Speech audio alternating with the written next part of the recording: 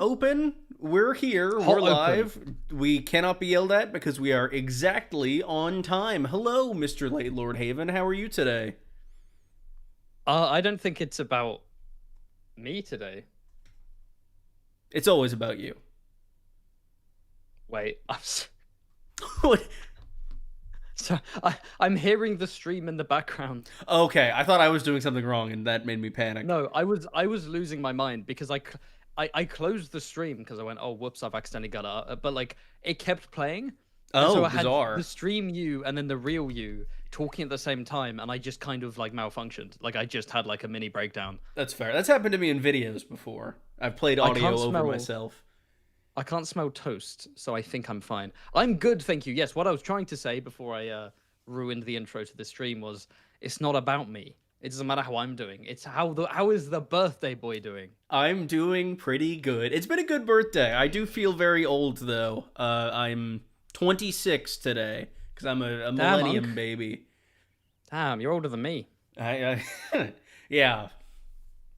That might not be true. I don't believe Everyone it. say happy birthday to Quinn in the chat, and also like and subscribe. Yeah, to like, Quinn, subscribe to Haven. We're getting send him to 100,000. Yes, I made a bet with one of my patrons that I'd hit 100k during Hot D, and I have 2 hours left. And currently, subscriber-wise, I'm on 91.9k. So I need 8k subscribers. Everyone subscribe to Fancy Haven so I can win the bet in 2 hours. Thank you so much. But it's not about me. Subscribe to Quinn. Like Quinn. Send him super chat money. Send him birthday money. It's not about me today. It's about Quinn. But we're here. 26. We're here for a very important purpose today, which is to discuss House of the Dragon. To celebrate your birthday. Oh, to discuss House of the Dragon. Yes, season 3. Season 3. It's done now, which is crazy. We've been waiting for it for so long. And we'll have to wait another 2 years for season 4. Yay. And also, season 4 is confirmed to be 8 episodes. Is that confirmed? Because I can't find the source for it. There was some allegedly interview that Condal did. It was some Turkish news source. So I'm not 1,000% sure that is confirmed, but it was reported. In the chair. Because I saw it go around Twitter and everyone just started talking about it like fact, and I went along with it, and then I just went, wait, what's the original? And I can't find it, so let me do some research. Yeah, your guy in the chair. But regardless, purpose of today's stream, we have done episode discussions for every episode of the season. Half of them are on this channel, I believe the odd numbers, so 1, 3, 5, and 7, and then 2, 4, something, 6, that's the number that comes after 4, and 8 are all on the Late Lord's channel. And today we wanted to take a little bit more of a holistic view of the season. So what we're doing is we're going to go through character by character and discuss how much we enjoyed their story and arc and general trajectory over the course of House of the Dragon Season 3. And I think we decided we're going to do letter grades for each of them. Yes. It'll be fun. I think I have some pretty varied opinions on some character arcs this season. The same. Yeah. I've done my research. An interview with Business Insider Ryan Condal said, what about Business Outsider?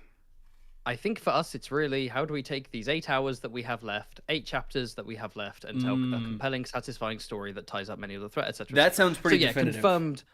He said 8 hours and then corrected it to 8 chapters, which makes me think there's I imagine it'll be extra long episodes. It's gonna be at least it's the Martin meme of the last 2 books being 2 big books. Yeah. Yeah. So I 8 episodes to go. It has to be like an hour and a half. But anyway, that's for the prediction stream. Yes, we'll do a prediction stream on Haven's channel. Hooray. Yeah. But perhaps before we dive into specific characters, what were your thoughts on Season 3 as a whole? I did a really heavy sniff and I tried to mute my mic. I don't think I did it in time. I think the first half of my sniff went in. If you did, I didn't hear it. Okay, good. Season 3, all right, better than Season 2. Not as good as Season 1. That's my piping hot take. I think this was a season where I enjoyed the individual episodes more than I enjoyed the season as a whole, which is to say it's poorly paced. It's very messy. A lot of the character arcs feel incomplete or too slow or too rushed. This whole season feels like it's simultaneously too fast-paced and too slow-paced. I have issues with characterization. I have issues with how there just aren't enough, how there's not as much heart or humor as Game of Thrones or Knights of the Seven Kingdoms. But I still enjoyed the season.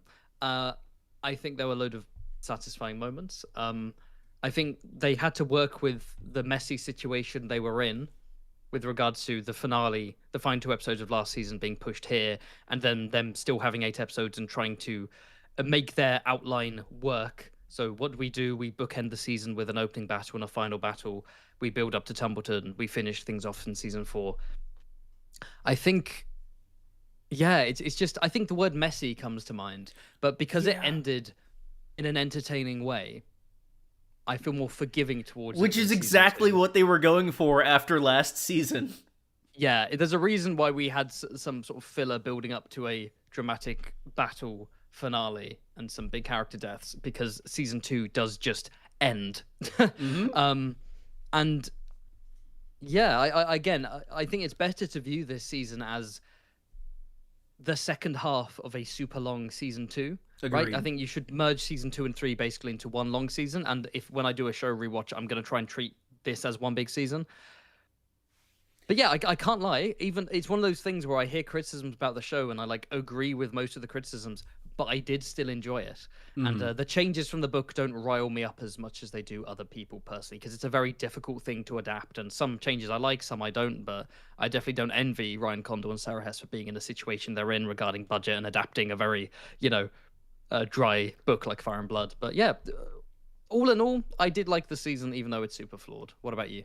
I would agree very boringly, as is tradition, with pretty much everything you said. I think that there have been a lot of very valid criticisms of the season. I agree with a lot of them, but wouldn't go as far as others.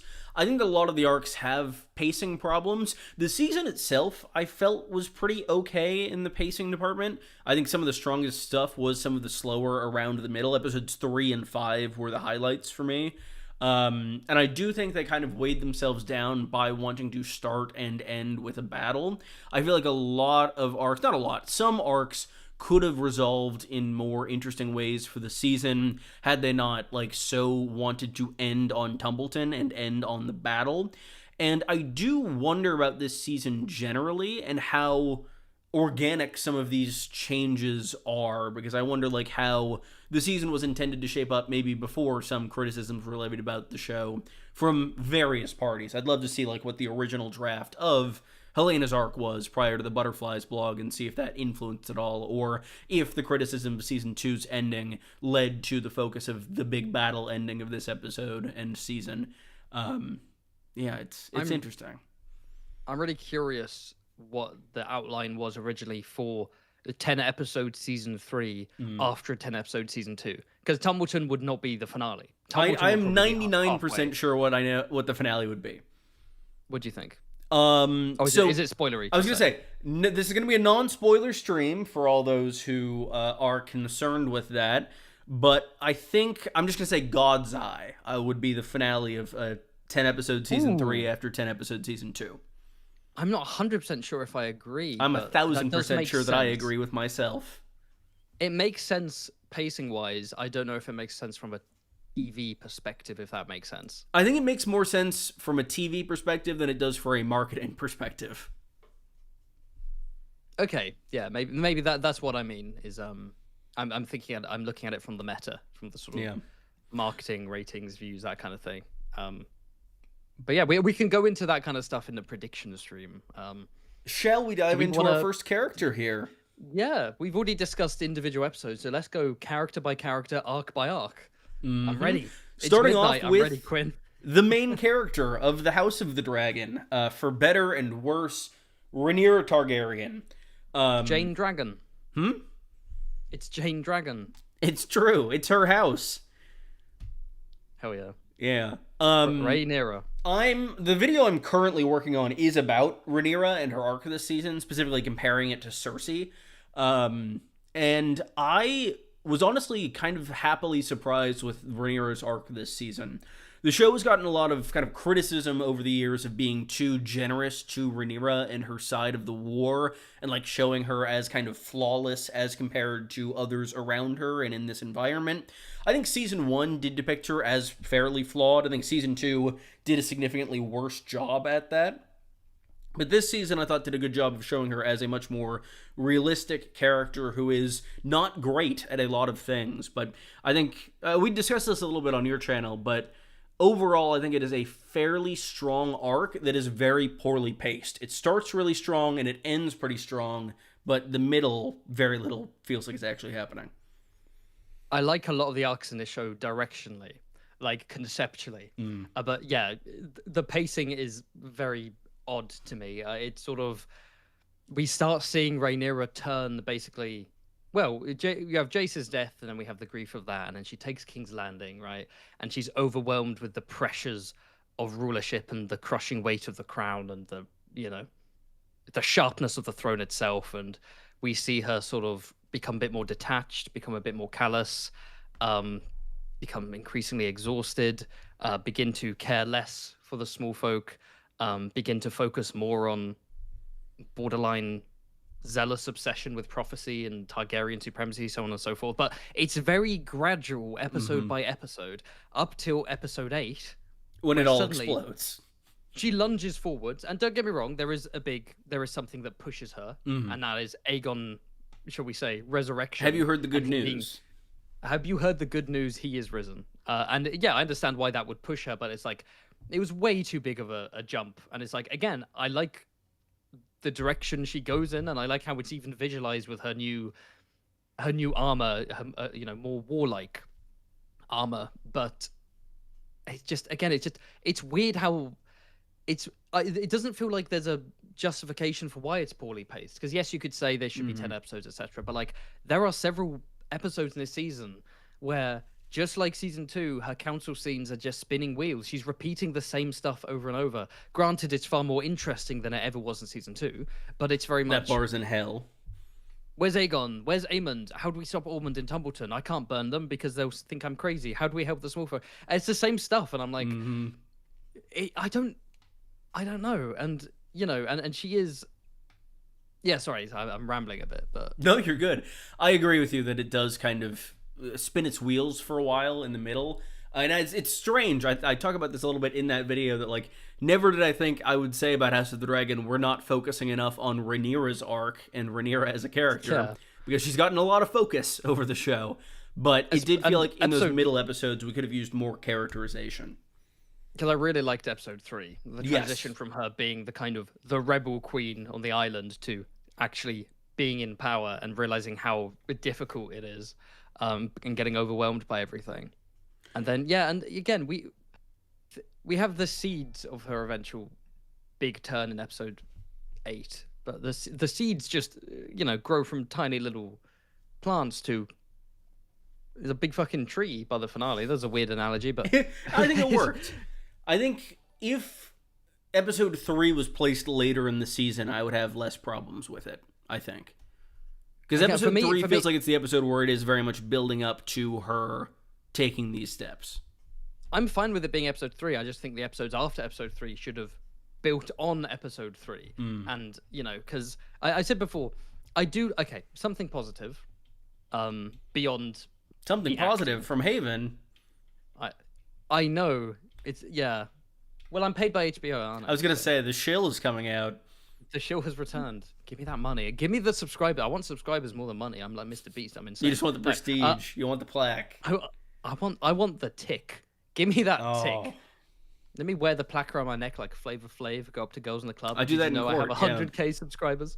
But no, I think other than the acting, because every slide will probably just praise the acting, right? So it almost goes without saying. But yes, Emma Darcy's acting is incredible.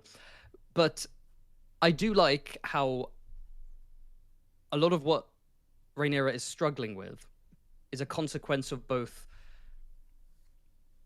external forces and internal forces. So she is to blame for a bunch of stuff, and also outside influences are to blame. Right? It's a nice mixture. It's, yes, she's at war. Yes, she has enemies. Ormond is basically turning the city to chaos with his murderous agents, and she doesn't have access to the treasury, which means she's struggling to pay the gold cloaks and struggling to help the small folk and struggling to do all this stuff. This is stuff outside of her control. But what's in her control is pissing off the petty nobility to make a political statement. What is in her control is I forgot getting about rid that. of my yeah, I hope that hasn't come back to bite her yet. I want to see that Yet. too. Like getting rid of Mysaria, who's a supposedly a powerful ally, not really in practice. We'll get onto that later. But getting rid of Mysaria and making a potential enemy of her. You know, that tiny thing she did. What was it? Oh yeah, killing the Pope. Quite a big deal. In fairness, who among us has not let he who out without if I could speak, let he without sin cast the first stone? Exactly. Yeah, that is. I mean, all I can say as an Englishman is, you know, death to the papacy. Sure. Rhaenyra is based. I support the Church of Rhaenyra. I don't know. I like Martin grew up Catholic, so I have certain feelings, but oh, we can find. Well, let's argue. Finally, we can we can argue. What if Rhaenyra does a Henry VIII is just like the Church? She tries to marry all of her counselors simultaneously. Let's go. That'd be great. Lady Frey? Oh my goodness. Which also, that was another thing I was surprised about in the finale. This is unrelated to anything, but I forgot to bring it up on the finale stream. No Freys coming to Harrenhal. Looks like they're setting that up for season 4. Maybe, if they remember. I mean, I didn't think they'd remember the phrase from season 2, so I was True. surprised when Lady Frey rocked up to the council. Yeah. What letter grade are we thinking for Rhaenyra? I have one in mind, but I want to hear what you say first. Yeah, there's nothing else to say about Rhaenyra. What am I thinking? Because again, I like the direction of it, and I think episode 3 is fantastic for her. Episode 2 is fantastic when she's grieving Jace, and I do like where she ends up in the finale. It's just those middle to late episodes.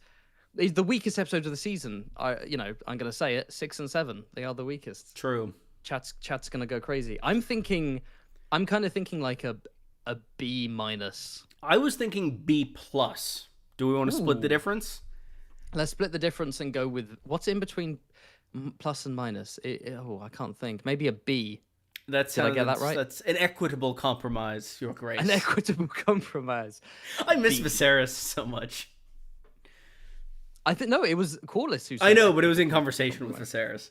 No, that's true. That's true. Wait, I can't. The red is giving kind of like a F fail vibe. What's a good color? For B, I would say like a blue, maybe. Ooh, B for blue. Yeah. No, I like that. There we go. B for Rhaenyra. B for Rhaenyra. Good direction. Good direction, poor pacing. But I'm glad we finally got here, by the way, considering how much she does nothing in season 2.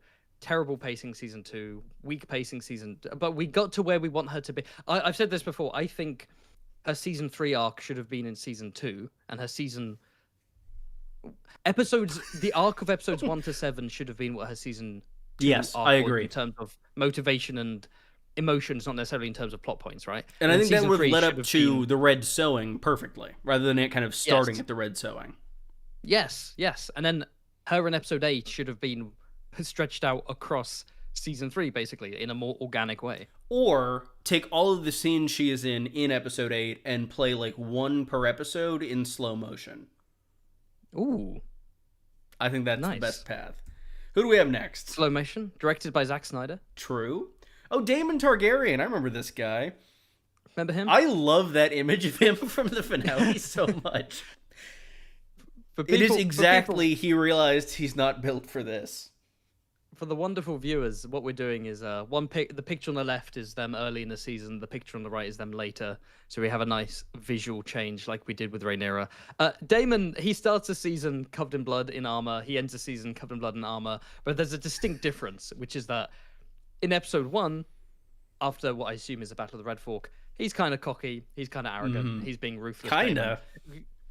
The end of this season, I mean, I think this is the first time we've seen PTS Daemon. I think we've seen him rattled for sure, like at Harrenhal and stuff, but never to this extent. Yeah, this is more than rattled. This is interesting. I don't know if this is just meant to be a one-off. I am curious if they stick with this. I hope they do. Me too. I hope they stick with Daemon seeing the consequences of what he's been wanting all season, which is burn Tumbleton, burn the High Towers out, even if it kills a bunch of civilians, because long term it's justified by Targaryen supremacy and the prophecy, etc., etc. And now this is him actually seeing what happens on the ground. When you face And it's one good warrior, when you face someone who isn't your paralyzed wife. paralyzed wife, or a little high tower twink. And I will say child. something that needs to be said about how great Daemon's arc was this season. I did really love it, even beyond this battle stuff. I thought the stuff with him and Rhaena, while I have issues with that from other sources, I think was very good for his character, and it did something that I wasn't sure they were going to do in like addressing the distance between him and his daughters. This would not be possible whatsoever if not for season 2. We needed season 2's arc. We didn't need the, Weirwood Vision bullshit at the very end, but like, Yeah.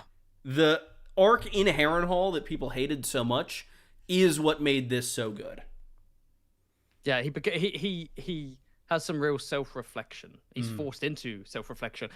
Harrenhal grabs him by the scruff of the neck and makes him stare into a mirror, basically. Yeah. And it allows him to sort of deal with his complicated feelings over Viserys and come to respect Viserys' choice to name Rhaenyra. And this season, while they do argue like a married couple, he clearly has deep respect for Rhaenyra as an extension of his respect for Viserys, maybe more than Rhaenyra specifically, if that makes sense. But yeah, having him interact with Rhaenyra again, we see more of that vulnerable side. We see some regrets of how he's kind of failed both Rhaena and Baelor as a father, and how he puts sort of himself at risk by protecting her. Yeah. And it's also, I think this season, not only does Daemon have generally more hype moments and aura than he did last season, I think it's also more comfortable with confronting the more negative parts of Daemon than perhaps other parts of the show have been. Like that supremacist element. It's something that we very much see kind of in the background, not really focused on in the earlier seasons, but it kind of comes out in full force here, and it's really interesting to see, especially as contrasted to Ormond and that other side of the coin. It was cool to see him come back as, the rogue prince, the leader of the Lord Fleabottom, leader of the Gold Cloaks. Like his obvious like love for that institution. That was really fun to see. And but it does have to be mentioned that in this season he displays a real callousness towards the small folk, both of Tumbleton, but also, of King's Landing, basically like of Ulf. Oh, definitely of Ulf, knocking him around. Clearly a bit pissed off that this like drunk bastard baseborn commoner is able to ride a dragon, right? But even he's like, again, pissed off with Mazaria. Obsessing over arms for the poor and all that stuff. And he's like, yes, they're bleating, they're suffering, everyone suffers in war, they're not the priority, etc. And while it does kind of make sense for this, this king consort, this Valyrian supremacist who's like acting as the devil on Rhaenyra's shoulder, it does contrast in a way that doesn't really make sense or isn't explained with season 1 Daemon, who takes Rhaenyra into the city, and you get the impression that, the prince of the city, Lord Fleabottom, often goes into the city, and he tells Rhaenyra the wants and needs of the small folk are actually important. You should listen to them. It's like, what happened to that, Daemon? Yeah. That is a good question. I hadn't considered that. It's not explained in a way that's like, oh, he's changed over time because this and that. It does just feel like, I know, I'm going to give the writers the benefit of the doubt and not do the thing people do when they're like, the writers forgot this thing. Like, no, I assume they know, but I don't think his changing attitude has been thoroughly examined or explained enough in the show. Like, why is he suddenly not caring about the small folk when he did seem to be giving that message to Rhaenyra 20 years prior? I don't know. Yeah, that episode generally does have some kind of contradictions to general characterization for Rhaenyra and Daemon specifically. Yeah, that was an Ira Parker episode. Was it really? God, I forgot. Yeah. That's such a good episode too. Like, apparently the original script was like too funny. Like, it had too many jokes. Oh, really? They had to be like, can you tone it down a bit? God, I'm excited for season 2. Yeah. I think with Daemon, in terms of a letter grade, I'm leaning B+ or A-. I don't think he really changes or is dynamic enough to warrant higher than that. And yet, despite that, his character does remain consistent. He doesn't do anything out of character. He remains interesting. He remains fun. He remains his classic wildcard Daemon self. I don't know if he's that and much his of a wild relationship. card this season. I think with the whole sheep stealer Rhaenyra stuff, lying to Rhaenyra, going off and doing his own thing, kind of had that kind of tense back and forth, right? That kind of elastic band relationship where like they love each other, but then he goes off and sort of does his own thing, and then he comes back, and then they argue, and then they make up, and like there's a bit of that wild card energy to him, but he's more loyal to Rhaenyra, and he's a bit more grounded than he's been previously, like we've said, because of Harrenhal, most likely, but. Yeah, he's been. I think I'm with you. He's been fun, but there hasn't been. There's not been much like active change. Like last season, I would say his arc was actually I don't know. With the Weirwood vision, it's significantly worse, but he changed a lot more. I'd say B plus in my thought. I think I'm with you on B plus, honestly, because I think there are other characters who are much more deserving of like A minus A in this season. Daemon was just kind of consistently solid. Yeah. And the ending teases a potential change for his character. Yes. But we don't obviously didn't see that carried out in any means. Yeah. Someone in chat saying wild cards mention. No, honestly, at some point I've got to read it. Someday we should do a wild card stream. Did I tell you? You know how wild card seems to be this series that no one's actually read? Yes. It's just like this. My ex-girlfriend's father loves George R. R. Martin. Doesn't like A Song of Ice and Fire, just likes wild cards. Really? That's fascinating. Yeah, what the hell is that about? This is so random. The one guy keeping wild cards alive.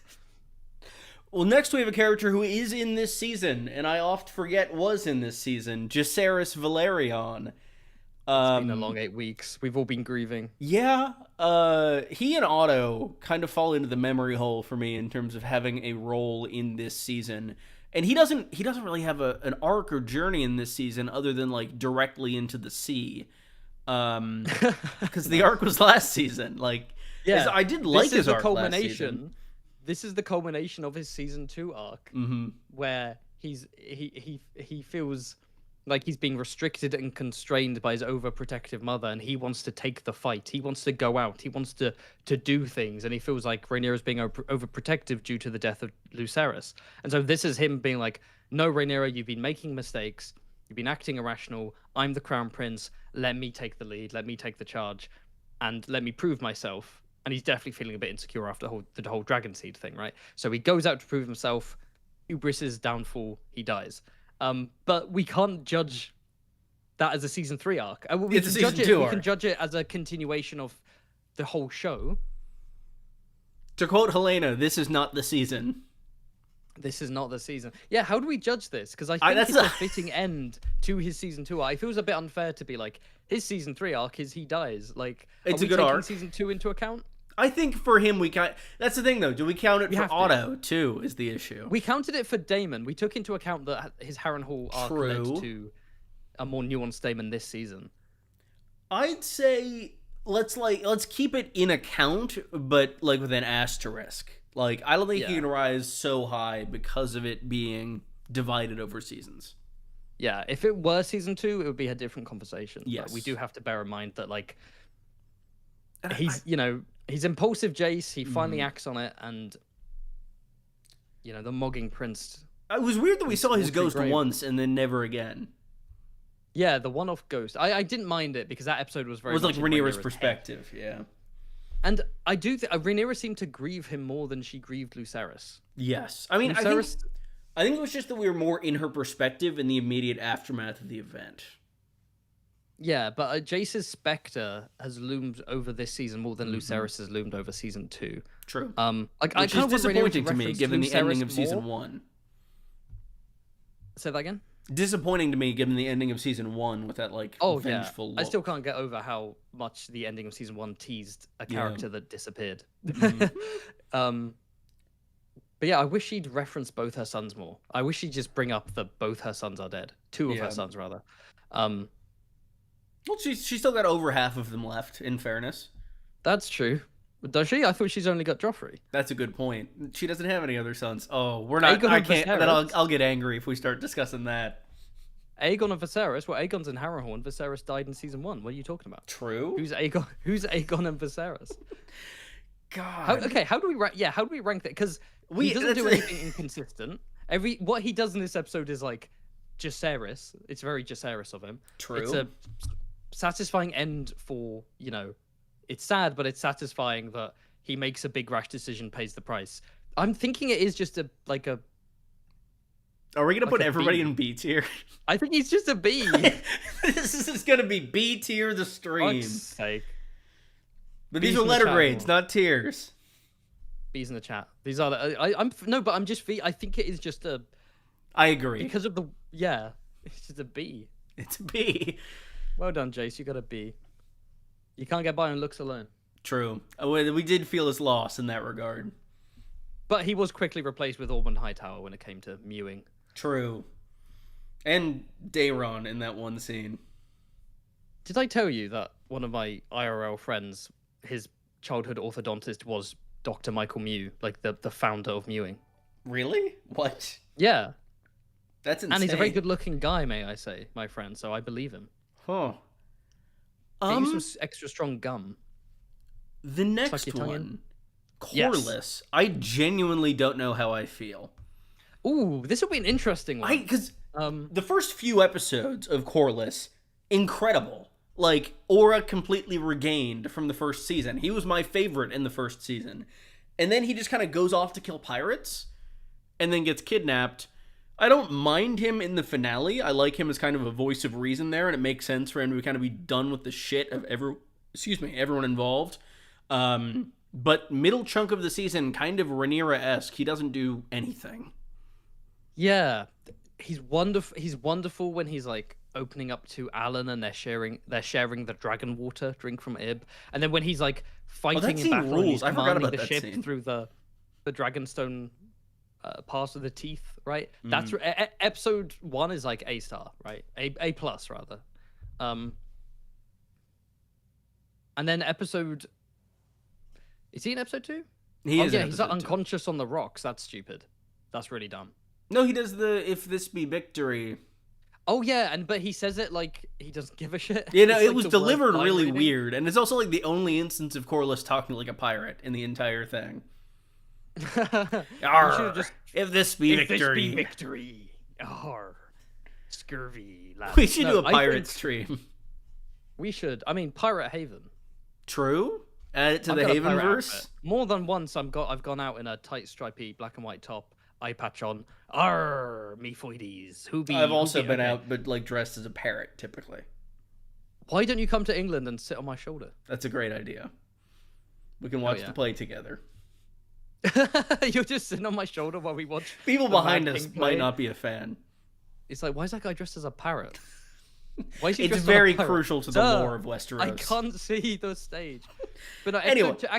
so episode 1, he's amazing. Yes. Episode 2, I actively don't like his line reading, and also I don't like the mini subplot of him being unconscious on the rocks and then they find his body. That literally didn't need to happen, and it was Yes. dumb that he fell in water and plate armor and survived. It lowers the stakes of the show, etc. And also the fact that they drew attention to the fact that you should not fall in armor with plate water on or reverse And those. I And can then forgive both it with survive. Jasper.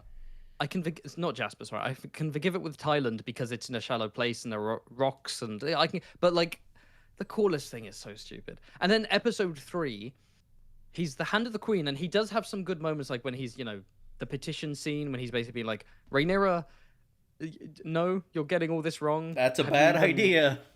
Yeah, like, have you even prepared for queenship? It's quite interesting, isn't it? Just how It many is. mistakes she makes. It implies that she did just arrogantly take the heirdom for granted. Implies that she didn't do as, much preparation for the job. Not as bad as Aegon, but but yeah, and then he has his snap at Rhaenyra about the bastards, which I've said that I do think is a bit.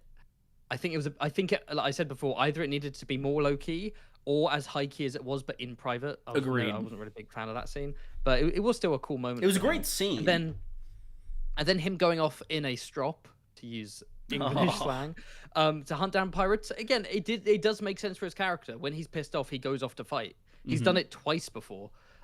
First when Laena wasn't betrothed to Viserys and he went off to fight the Stepstones War, and then later when both his children die, so he goes off once again to fight against the Triarchy. Like he does this, and Yeah. he all 3 times he's actively fighting against pirates. Yeah, he's obsessed with it. And then like he fights pirates for like 3 episodes, and then he gets kidnapped, and that's like through the end of the season.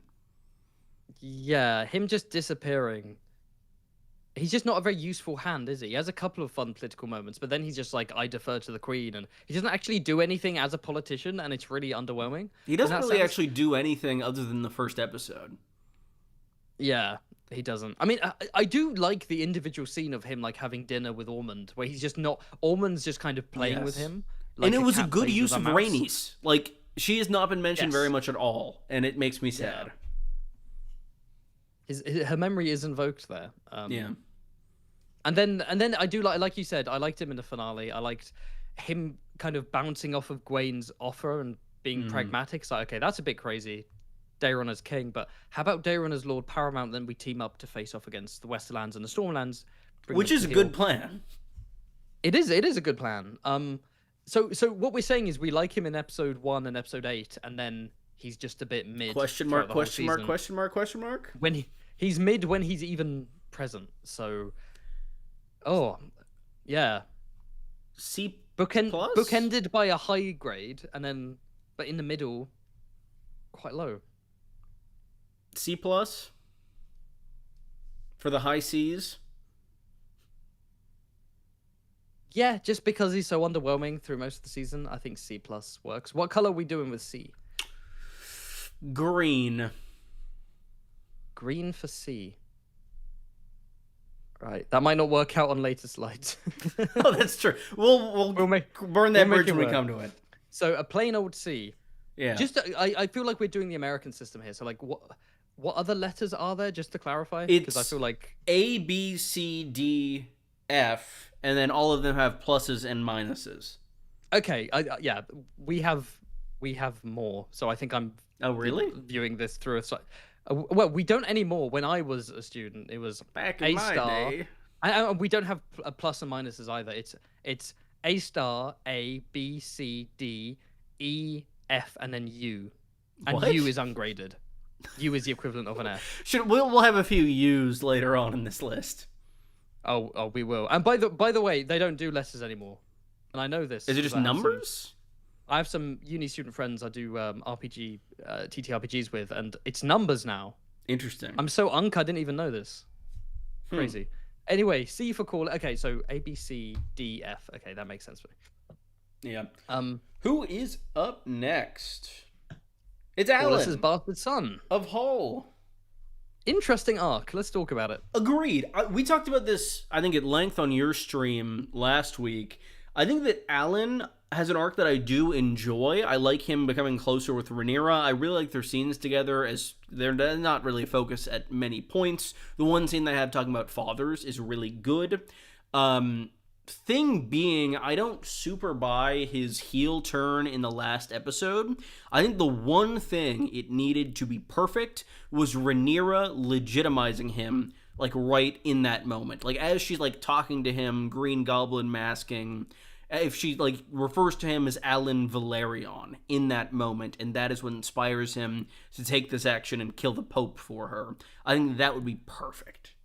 That actually would have been great. That, like you're like, go on, Sir Alan Valerian, do your duty. Ooh, one of two changes I would make to that sequence, the other being Rhaenyra crowning herself like Napoleon.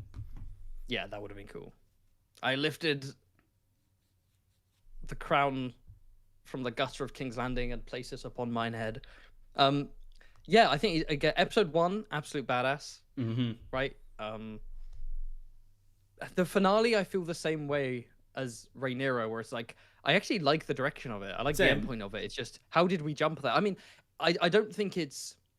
I understand how we get there, because, well, I think he's acting with the implication that he thinks he's going to be legitimized. Because he thinks the Battle of Tumbleton is going down, and I think he's come to terms with Corlys is going to die, and when he's dead, Rhaenyra's going to want a loyal Lord Velaryon, and she's probably going to legitimize me after the battle. So, you know, I think he's doing this with thinking it's a guarantee that he's basically becoming Lord Velaryon soon. Which But I do also, think it doesn't. If we're going fully book canon, which we're clearly not at this point, Vaymond had kids that do challenge Alan's claim later on in the book. yeah, I don't know if that's a factor in the show, but also because I would I think I would assume that there Vaymond are is Velaryon cousins. Corliss's nephew or something rather than brother in the book, if I'm remembering correctly. Yeah, his nephew. Yeah.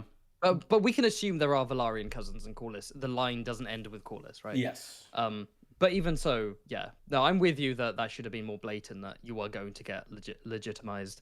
I like like I said, I like the direction of travel. I like the idea of him turning into this sort of dead-eyed henchman who's, he's had a traumatic childhood.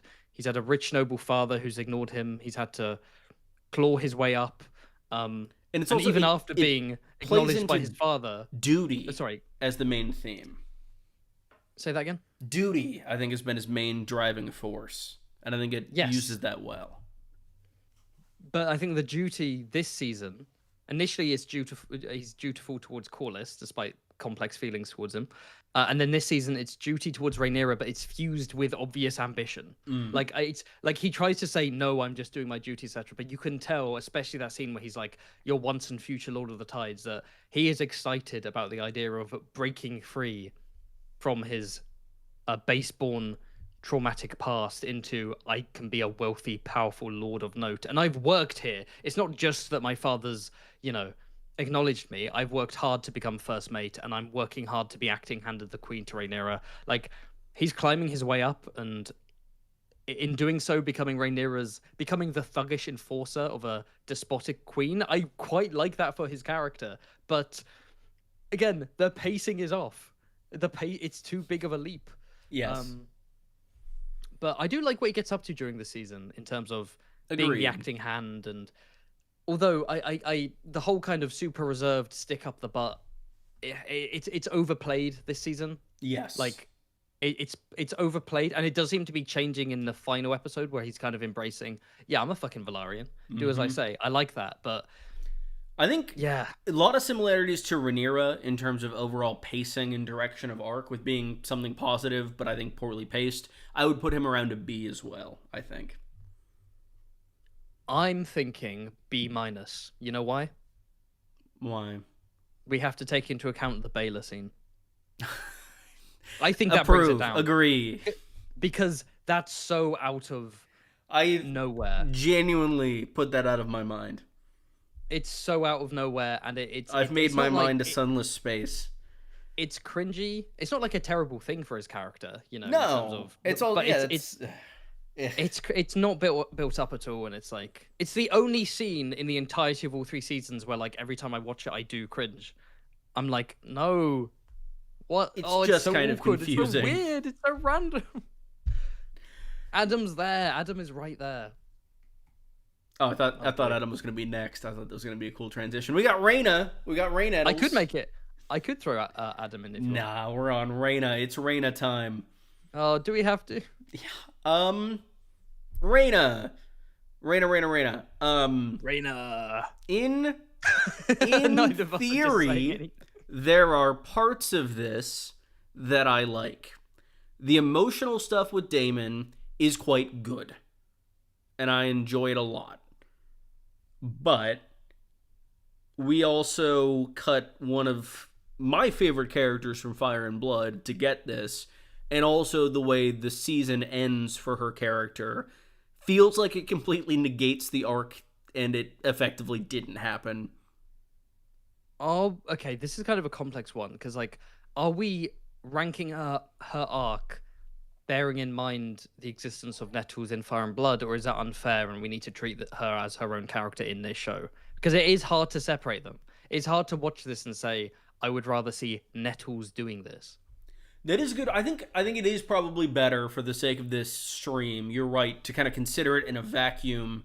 Nettles has not and will never exist, save for the one reference by Jane Eyre. But even in that context, I don't think this was a particularly strong arc.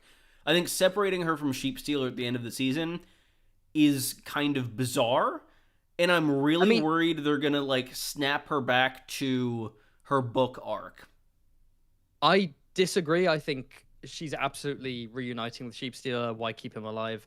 Yeah. She's like, I think this is the first. She's basically done nothing for 2 seasons other than be like, I'm the one without a dragon that the audience can't remember. And then season 3 and 4, I think, are one long arc that's been cut in half. The problem is, it's hard to rank her arc because it's clearly not finished. It's an unfinished arc, right?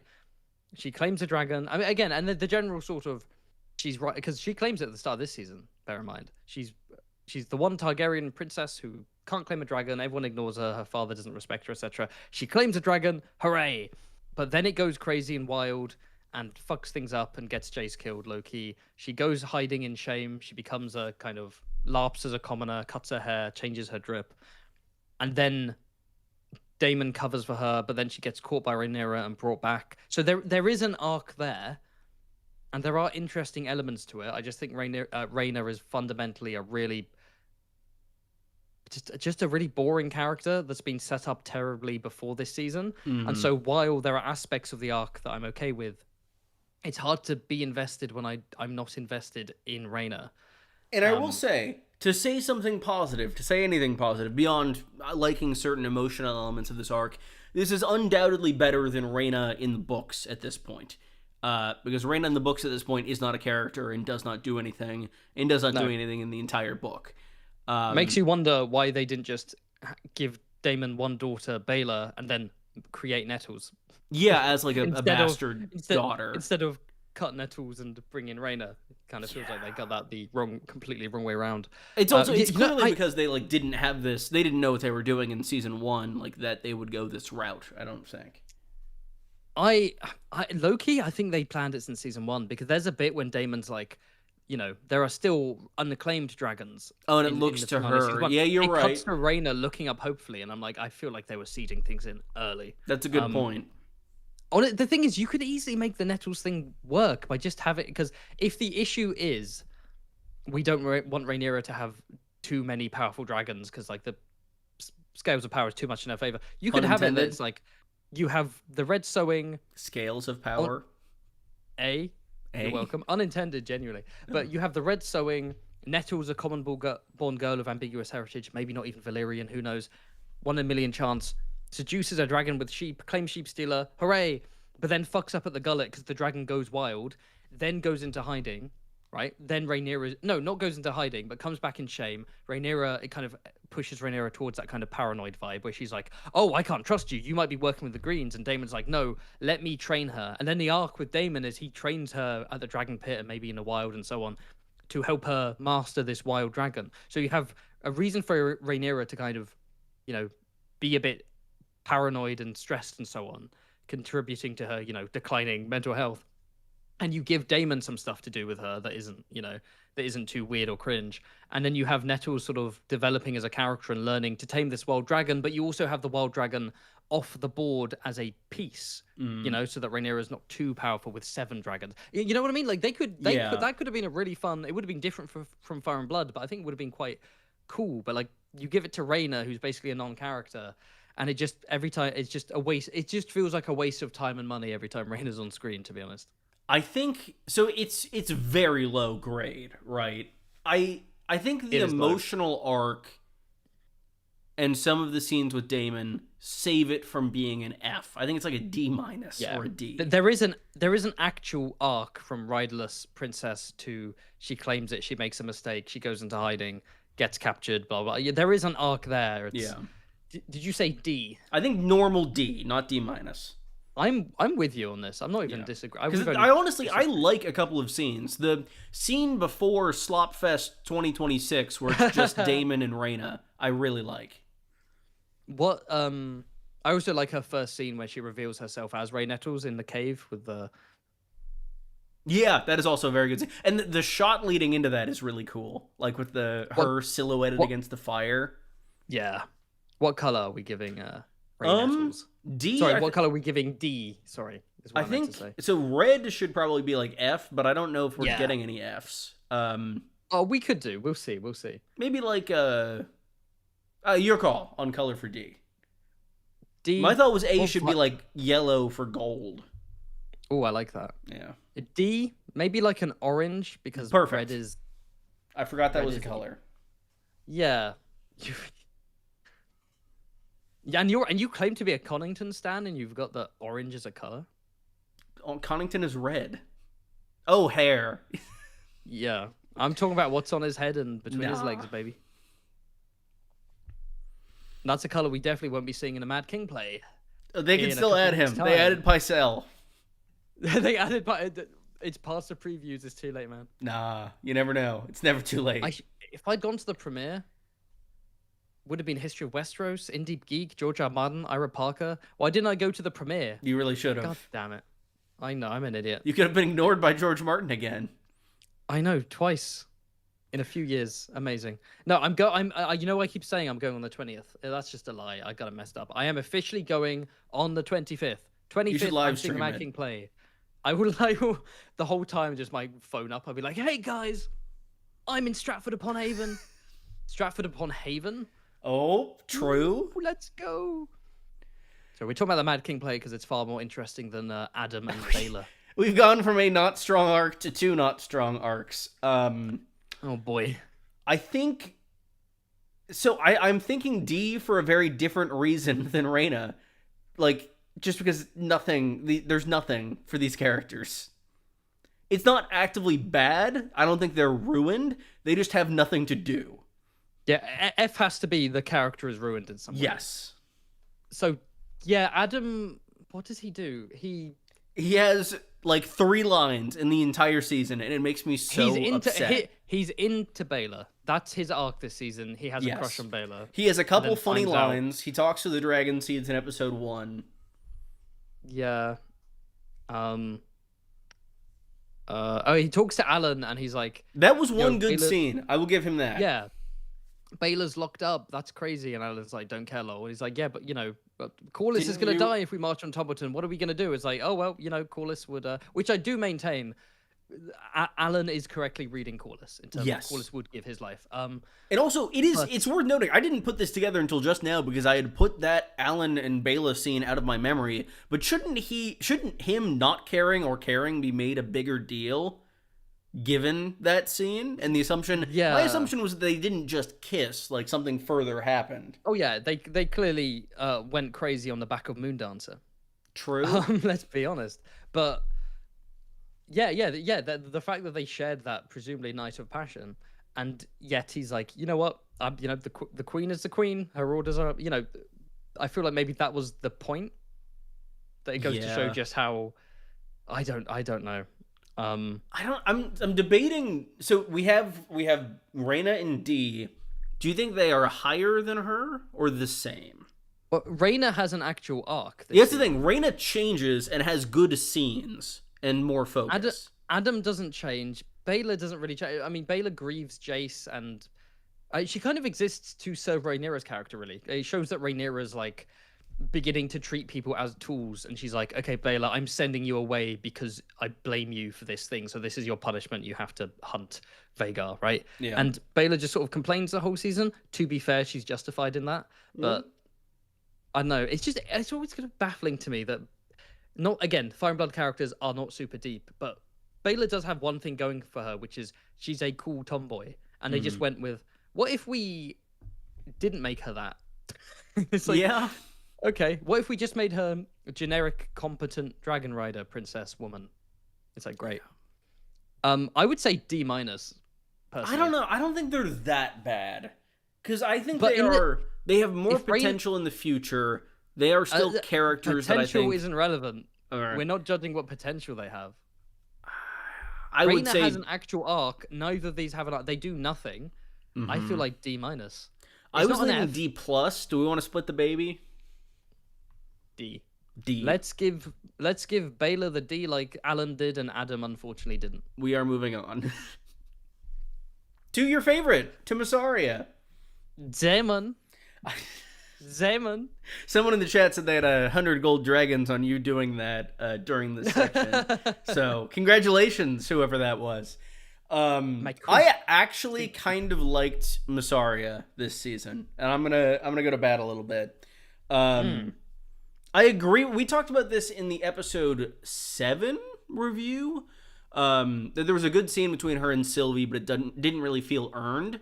And I think she's kind of in the Rhaenyra camp of having an arc that has an interesting direction, but isn't really built up to or paced correctly. Yeah, I again, once again, conceptually, there's something I like, but it's just not dealt with well This or show is built up also in any meaningful way. nerfed spy masters to an insane degree. We are going to talk about this in the Laris section, and I think it's worse for him than it is for her because her It entire is. In network fact, got wiped out.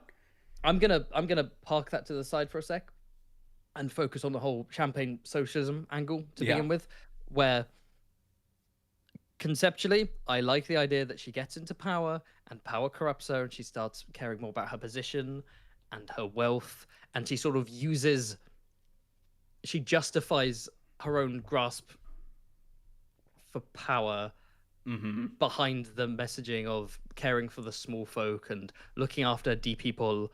But deep down, she basically just wants to be in the corridors of power as revenge, basically, against the men who mistreated her and against the kind of hard life she's lived as a commoner. So Daemon. Yeah, basically, to spite Daemon and everything Daemon represents, and, to get back at the world and so on. So I do like that conceptually. Or even the fact that maybe deep down she never cared about the small folk and it's always been an act of communal narcissism. I don't know, but it doesn't progress in a natural way. She does, support the small folk all season. She does petition Rhaenyra and say, let's give arms to the poor. Let's, take wealth from the petty lords and the nobles, and the merchants, rather. Let's... you're focusing too much on the gold cloaks. We need to look after the people and so on. And the change is portrayed as it's on screen here, visually, right? She starts off wearing a more low-key grey outfit and then slightly finer white outfit, and she's got lovely jewelry, and that's what Sylvie calls her out on. And I think that's wonderful visual storytelling. But the arc isn't there. The arc isn't there, and Sylvie telling Mysaria just feels like Sylvie telling the audience the direction she's gone in that she hasn't gone in.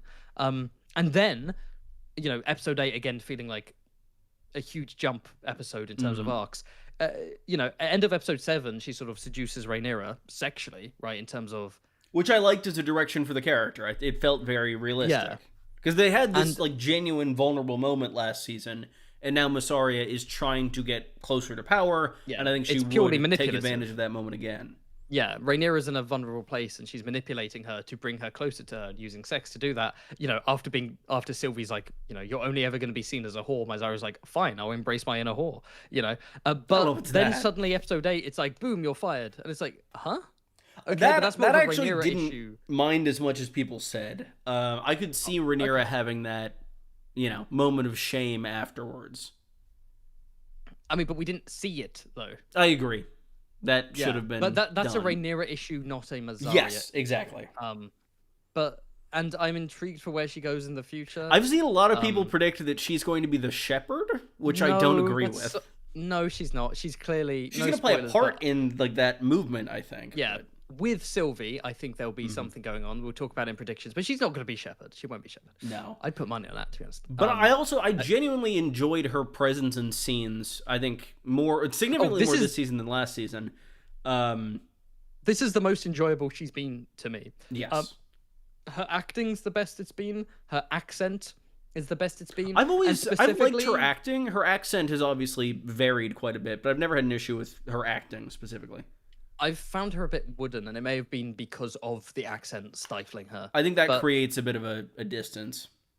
Her best moments, kind of like Rhaenyra. Rhaenyra's best moments in this season are when she is acting sort of authoritative and callous. Likewise, when Mysaria is acting like a bit of a villainous, powerful spy mistress, like how when she talks to Alicent. I was gonna say those scenes I think elevate this arc this season for me. I really enjoyed her dynamic with Alicent in that one episode 5, I think it was. 4. Yeah.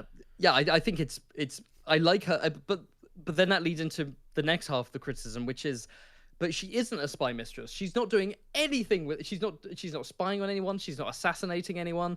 It's like this show doesn't know how to do spies. Like Game of Thrones, Varys, Littlefinger, you had all that fun stuff. This show, it's like her and Larys, and obviously we'll go to him later. Yeah.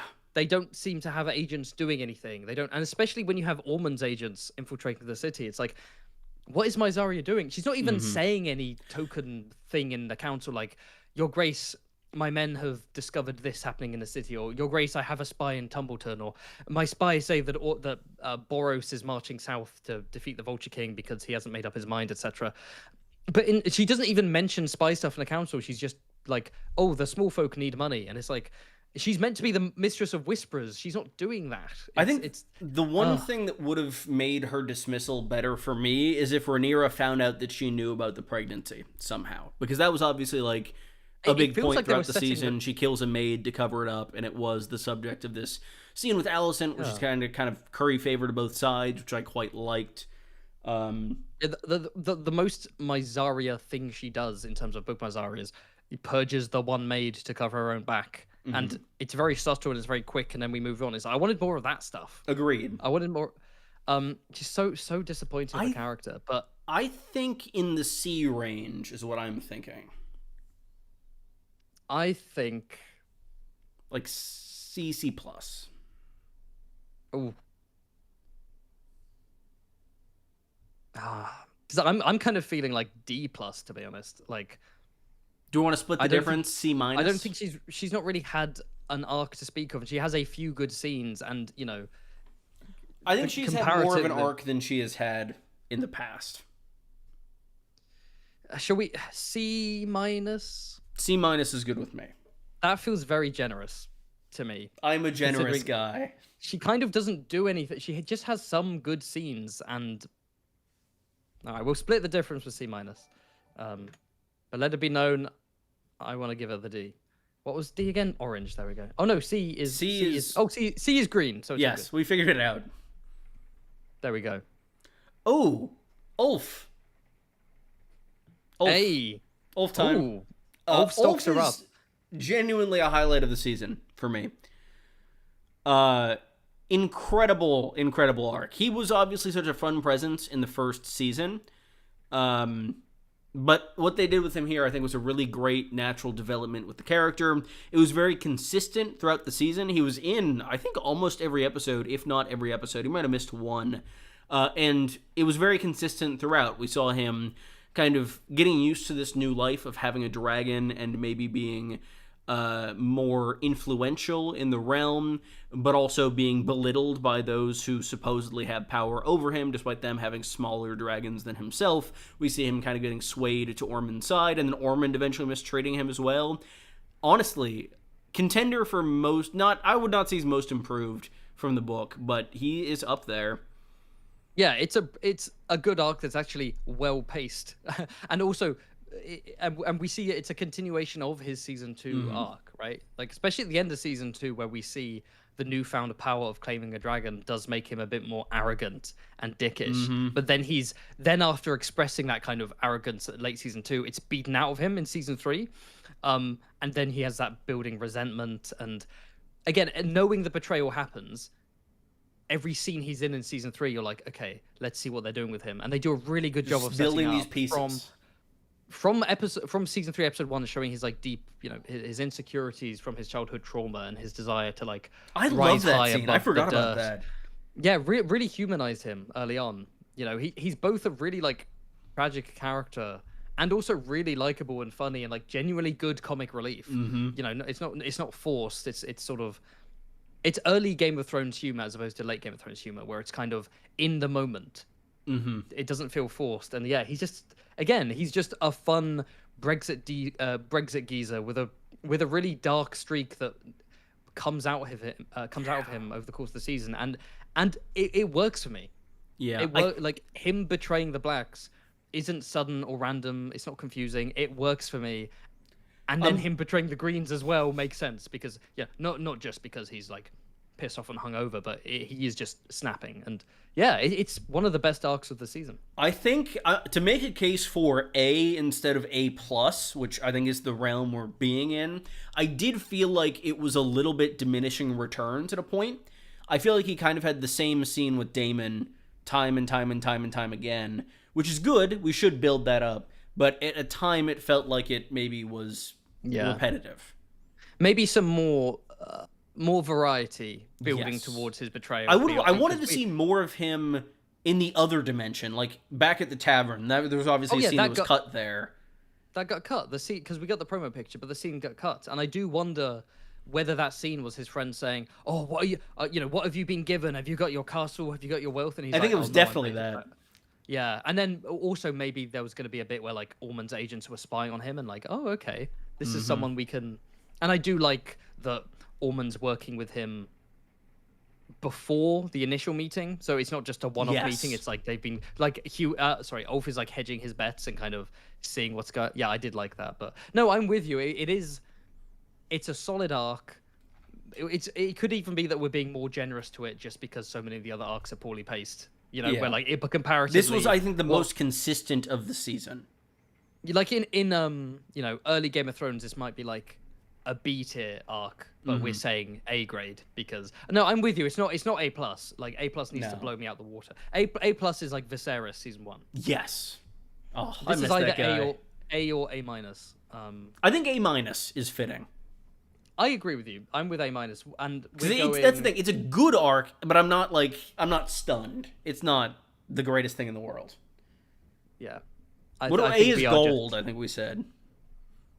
There we go. Look at that. That's a Brexit Is that geezer is right that there. is that too much of an orangey? No, I kind of like it. That's okay. Let's go. Uh, I did my Hell, Hugh rant. I did my Hugh rant last week, but my God, what wasted potential! Like Hugh in season 2, one of the most improved characters from book to show. They added so much depth to him, gave him such emotional weight to the things he was doing, and gave him a really cool backstory in being Sarah's son. It's so cool and so fun, and it builds towards this moment of him claiming Vermithor so incredibly well. And he's, I think, one of my favorite arcs in the season 2, but he's effectively not in this season. He has very little to do. He's not in half the episodes. The episodes he's in, he is woefully underutilized. The only episode that seems to focus on him to any degree is, I think, 6? He's not even in 7, where he goes to find Kat, and even that is just like 1 or 2 scenes.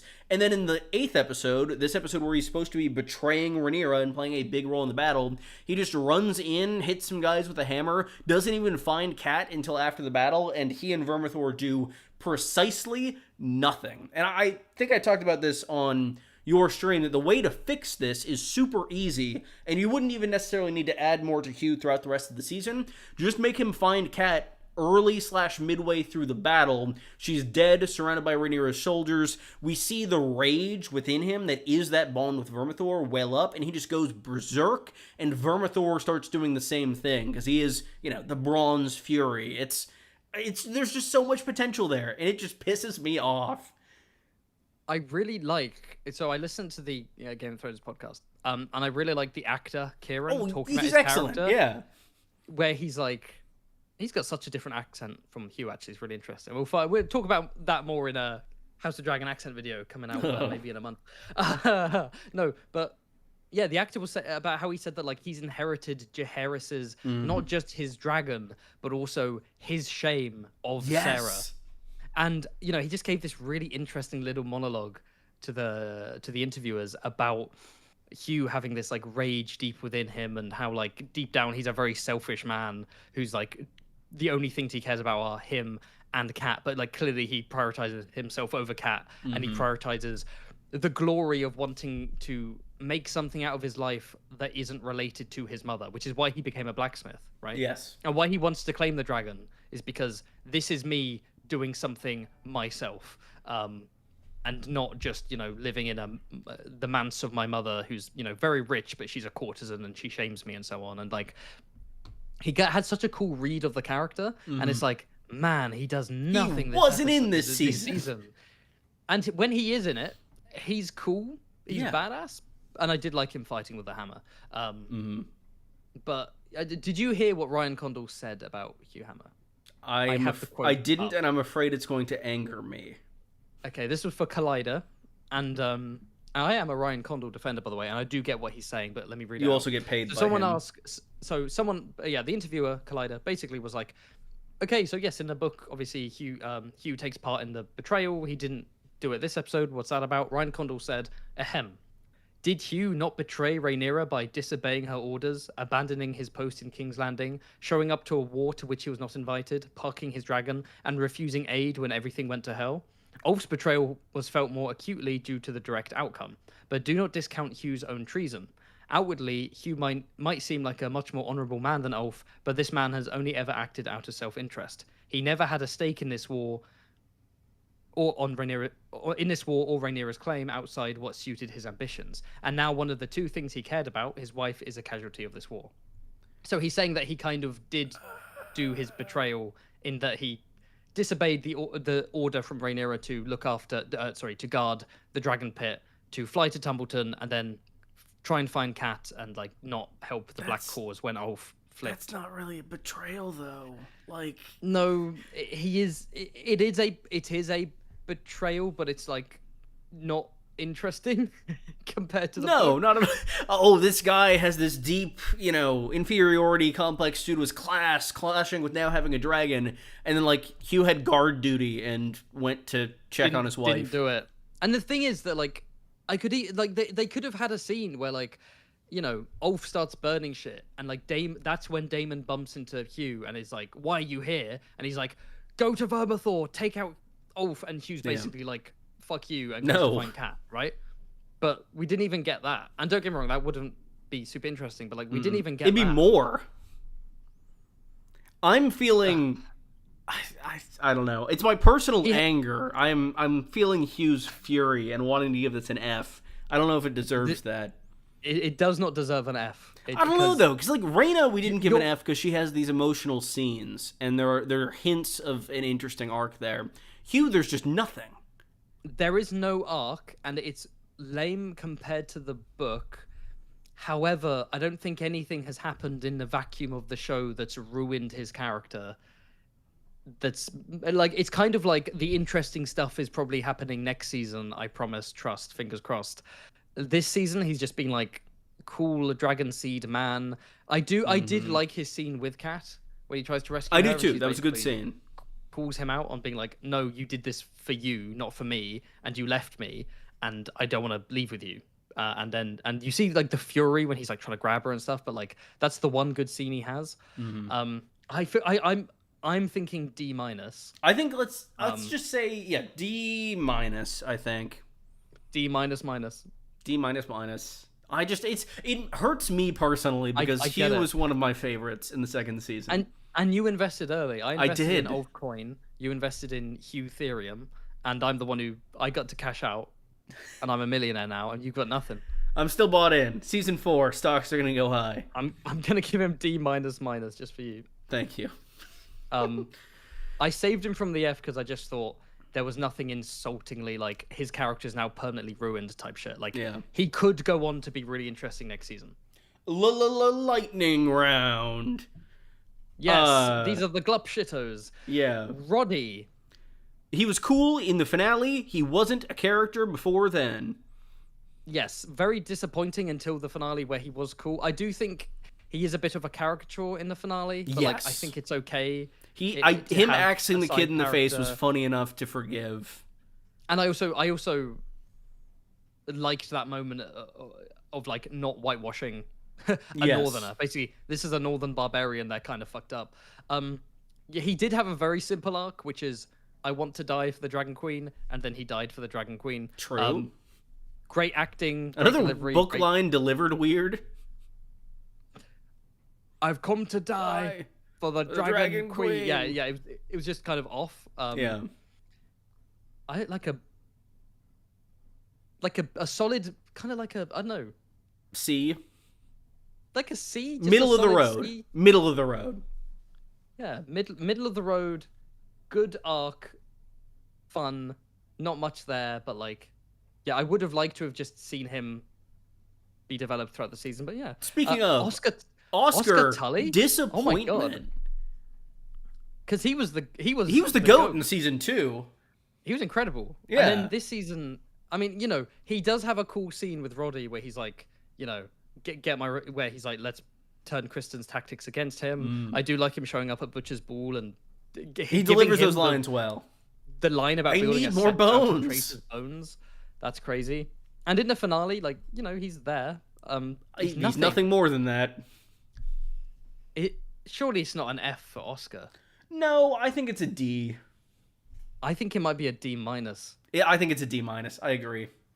Meanwhile, I think we have our first F. Oh, yeah. Black Allie is not a character. She's not a character outside of being She has edgy a line.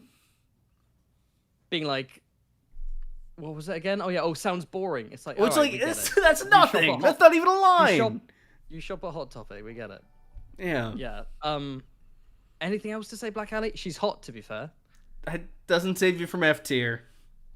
Oh, it's a Quinn stream. My bad. Oh, yeah. Unfortunately, she kills Kristen. There's an arc. She kills Kristen to get glory. Maybe. I don't know. We don't know That's why not she an kills arc. Kristen. We don't know why she does it. That's. He was there. I do really like. Huh? He was there. She could have. Yeah. No. It's war. Look, Shoot whoever's there. I like the actress. I thought she gave more character to the. Sorry. Yeah, she gave more personality to the character than the script did. I disagree. Like, just with her facial expressions, you disagree. Yeah, I got nothing. I felt nothing. I got like she gave these like facial expressions. I thought that just gave her this kind of arrogance that I quite liked, and I think it gave the character something. I think you might be projecting Book onto the character.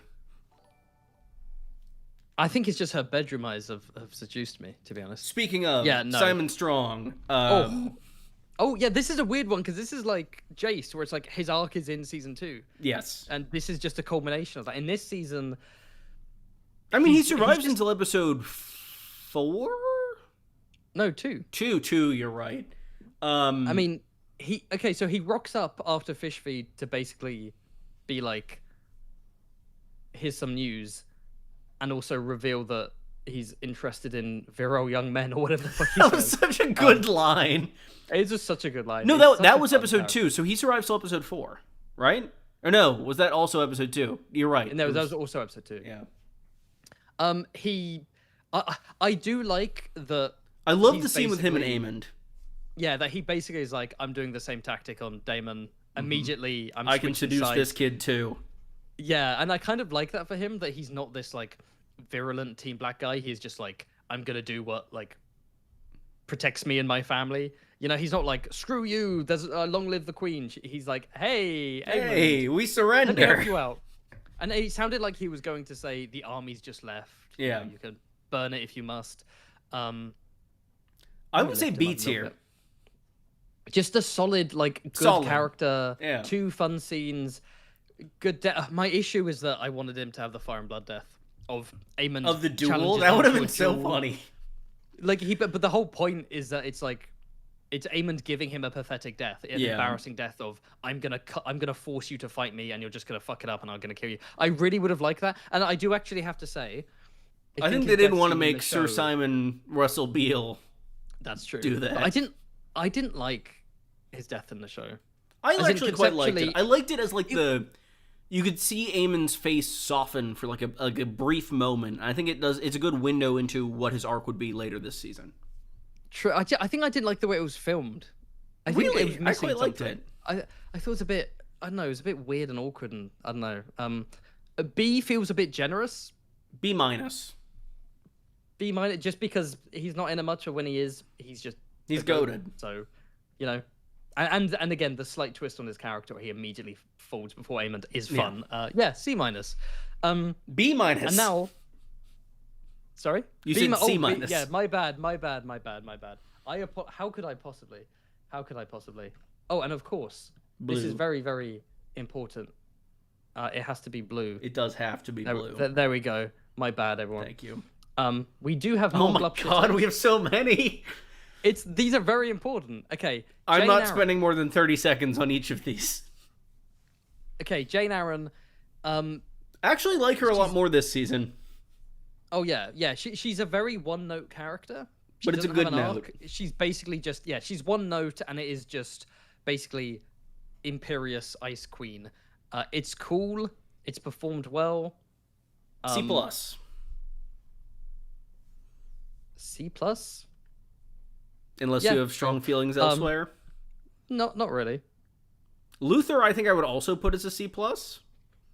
Yeah, he's a really cool side character, pretty badass. Yeah. Not much of an arc. Does die quite early. I think you could have kept him for longer. I think he didn't need Agreed. to die that early. But yeah, Goatwhile, however, Goatwhile. I think is maybe an A.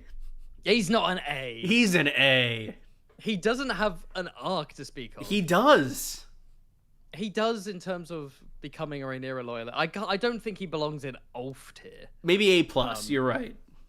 I think he's a B plus. Okay, I can do B plus.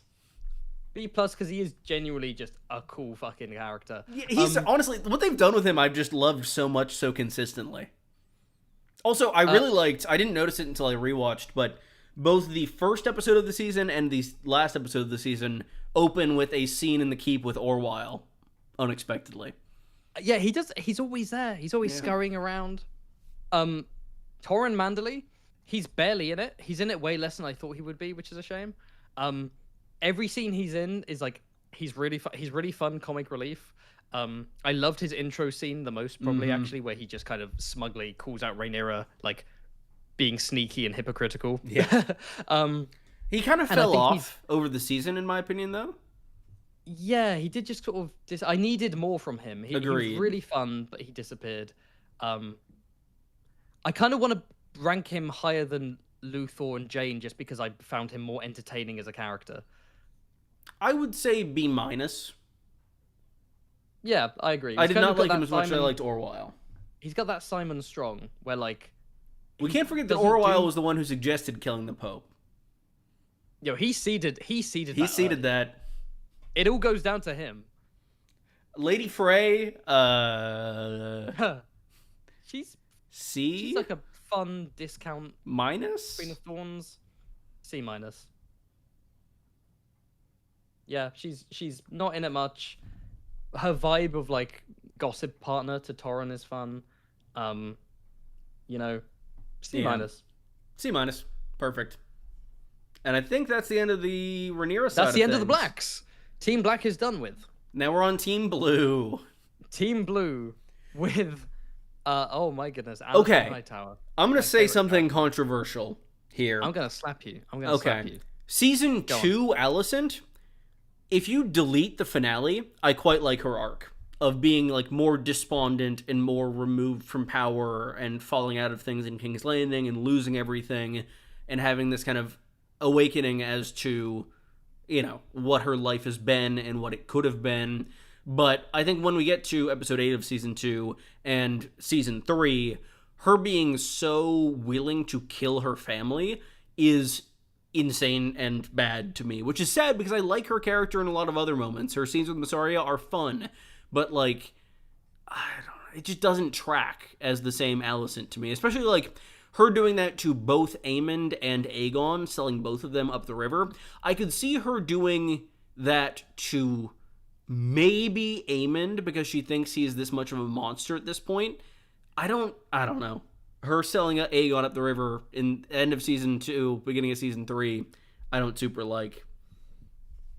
I think she's incredibly boring because she served her purpose in the story, and that purpose, and her place in the story was butchered since season 1, and they keep trying to make her a main character, even though her time has come and gone, and she should just be gracefully retired as an interesting secondary character, or tertiary character even, and brought out now and then.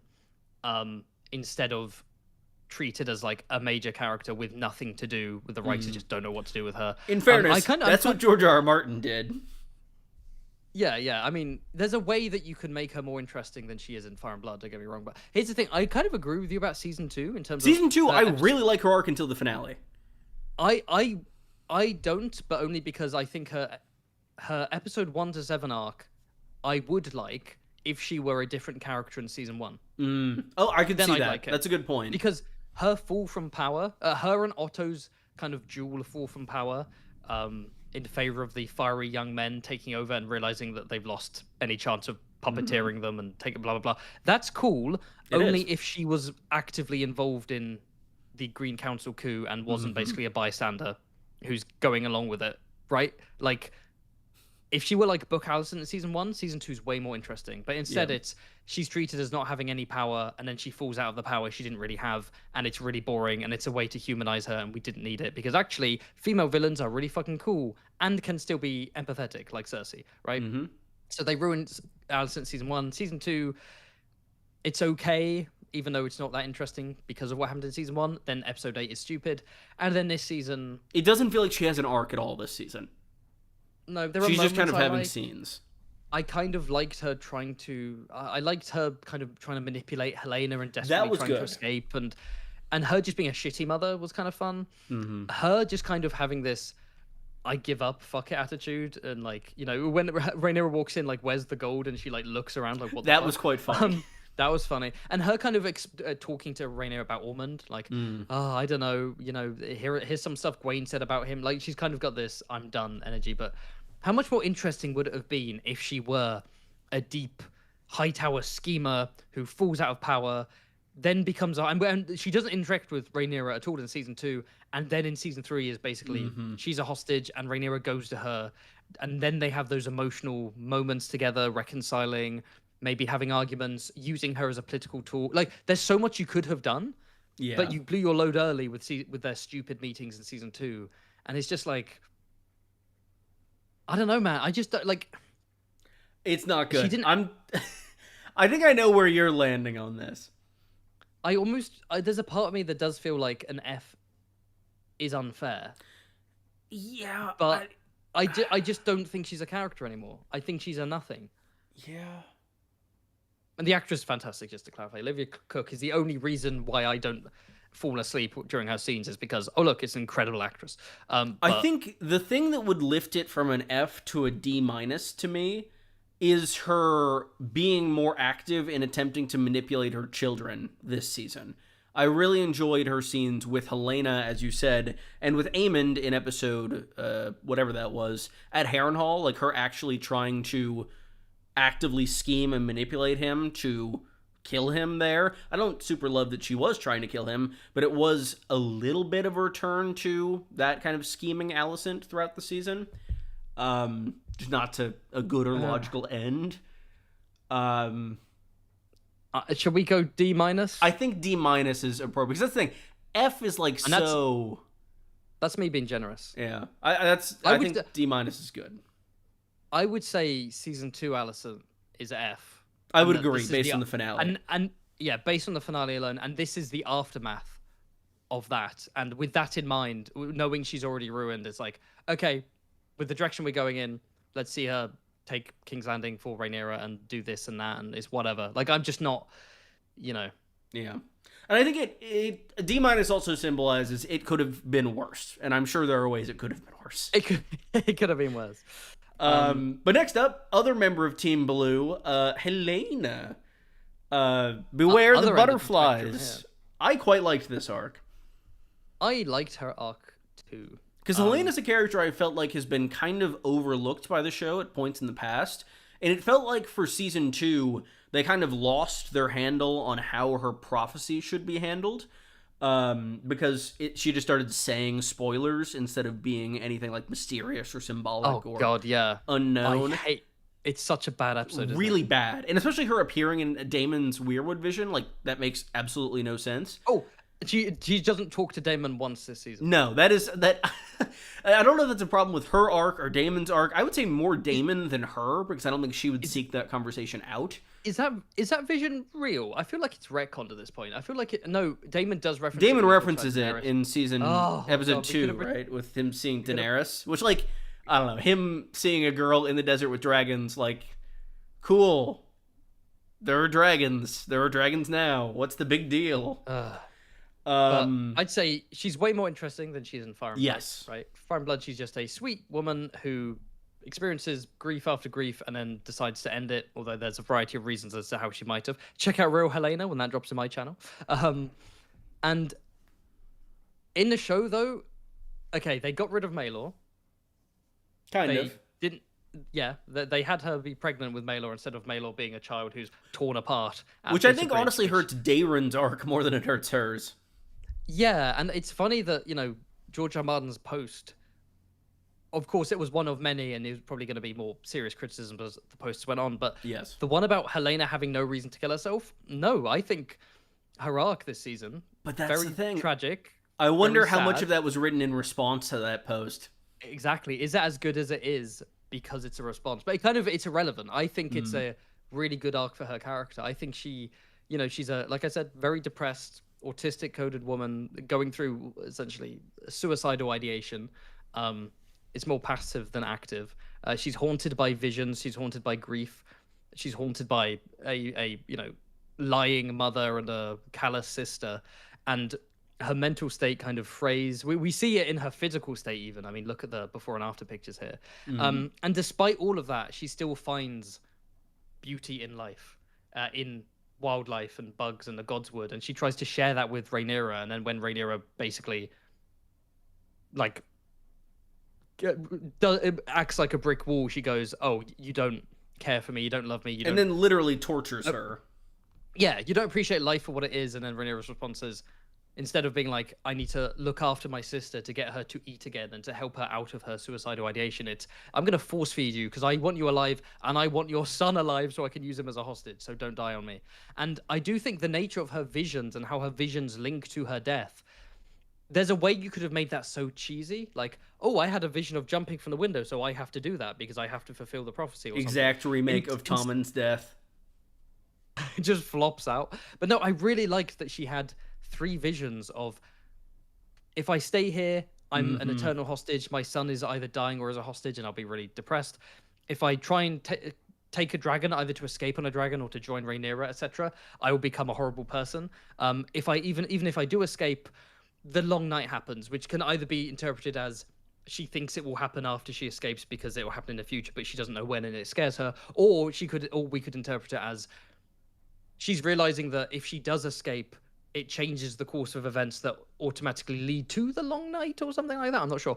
And whether she, and then her actual suicide, right? Sorry for saying that on your stream. I don't know. No, if you're that good. will affect the I monetization. don't think it'll demonetize. Hard to say these days. I don't want to say unalive because it feels like It feels insulting. very, yeah, that's glossing over a topic. And I know but- I am rambling a bit here. I will ramble. No, you're I good. apologize.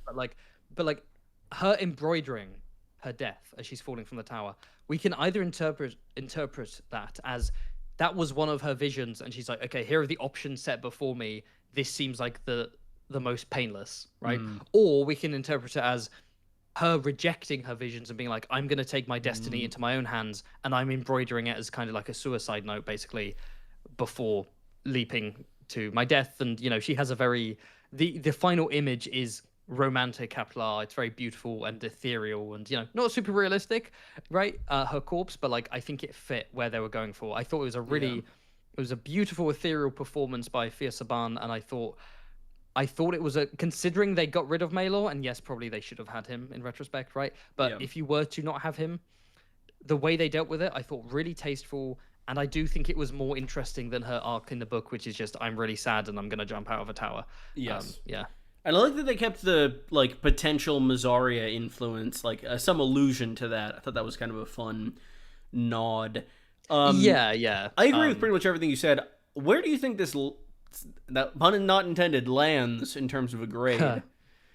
Honestly, maybe I'm just saying this because Gurm set it up to be like it was going to be terrible, and and that I think it could have been such like torture porn or like it could have been so cheesy or so grimdark or whatever. But I think tonally they landed it. I want to say A minus personally. I was going B plus for Butterflies plus, but I'm good Well, with A there's minus. there's nothing in between that, so we're gonna have to.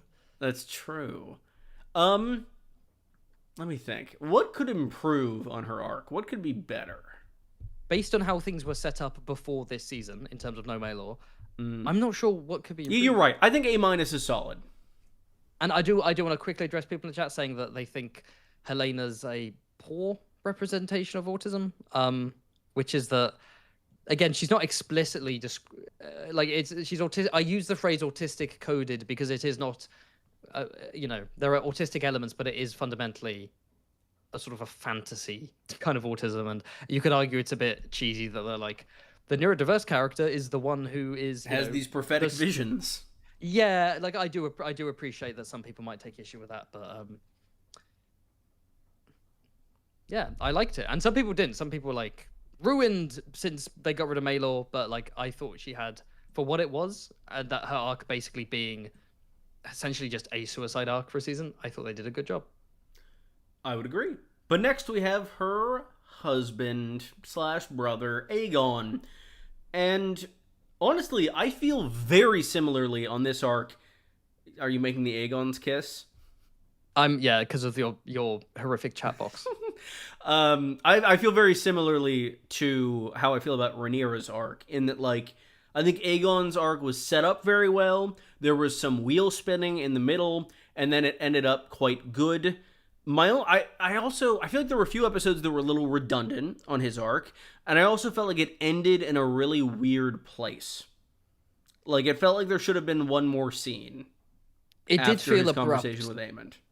It did feel abrupt. Like you needed a scene of them like finding Vhagar is my thought. I just want more Vhagar.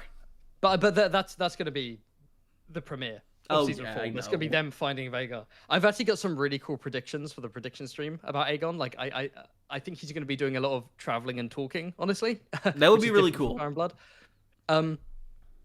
Yeah, I do think it was quite abrupt, but I don't. Honestly, personally, I don't mind that as his final scene.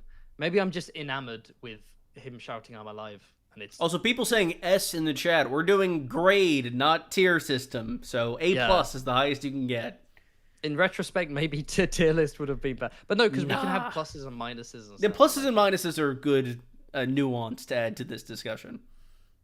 So the thing with Aegon is that he starts off basically a complete doomer, right? He's like, I've lost my dragon, I've lost my army, I've lost everything. And then when he finds out that people think his brother killed him, he's basically like, that's it, I'm going to kill Aemond. Even if I die in the attempt, I don't care about claiming the throne, I don't care about going to Braavos, I don't care about, living in infamy or living in nothingness. Like, I just want revenge on the guy who has put me in this situation. That's Aemond. And then he's talked out of it by Larys, who just gives him that reality dump, right? Reality check. What's a reality dump? Gives him a reality check of... I've done some reality dumps in my day. I mean, that's all that bar prep, I guess. Yeah. I don't even know what that means. But yeah, basically... did good. That was the correct use of it. Thank you. Terrible king, terrible man. It basically has him coming back with his tail between his legs like, yeah, you're right. I'm kind of, Sorry, I think my brain's fried because it's late. I don't know where you're going with this. Yeah, I don't know where I'm going with this. I think I'm a bit... I do really love it. And honestly, Tom Glencarney, what a gem. Like, one of the best performances in the entirety of the show.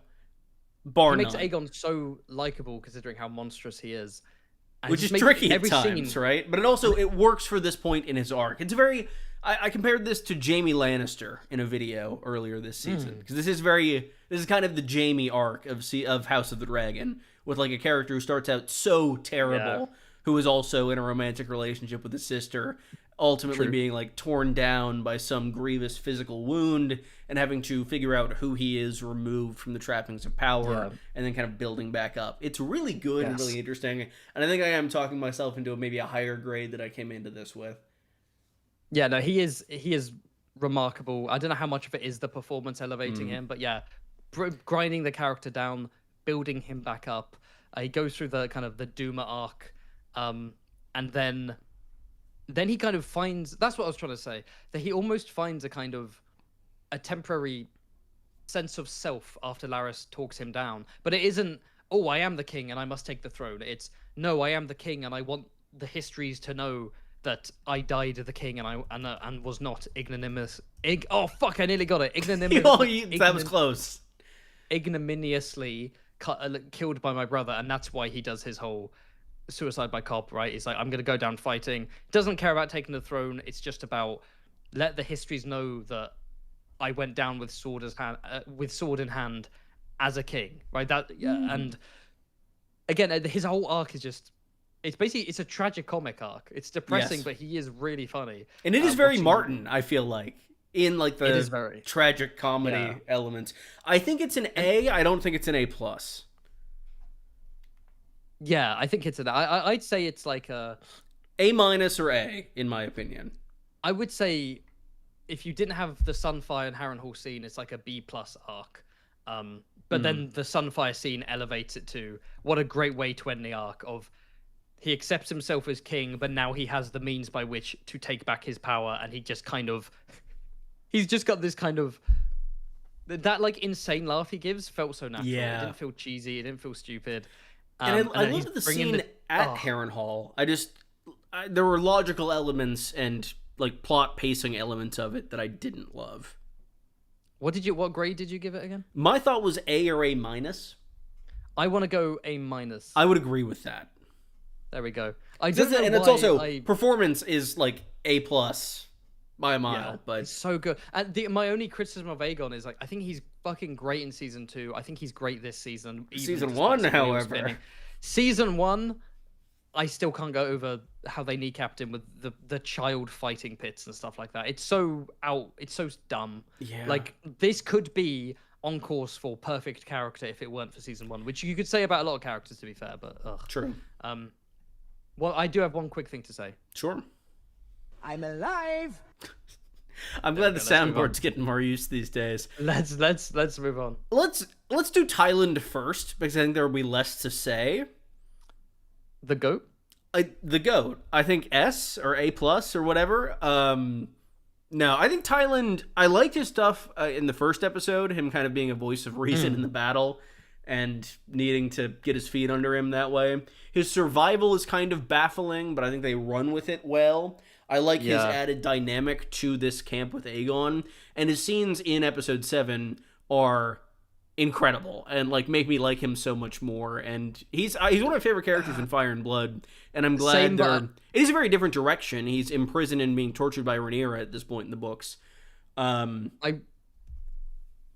really, really do like him. I think it's very contrived. I think it's contrived how he, bumps into them. And I do think that while he's badass in episode 7, I don't get the logic of this character getting to that point, other than feeling responsible for it.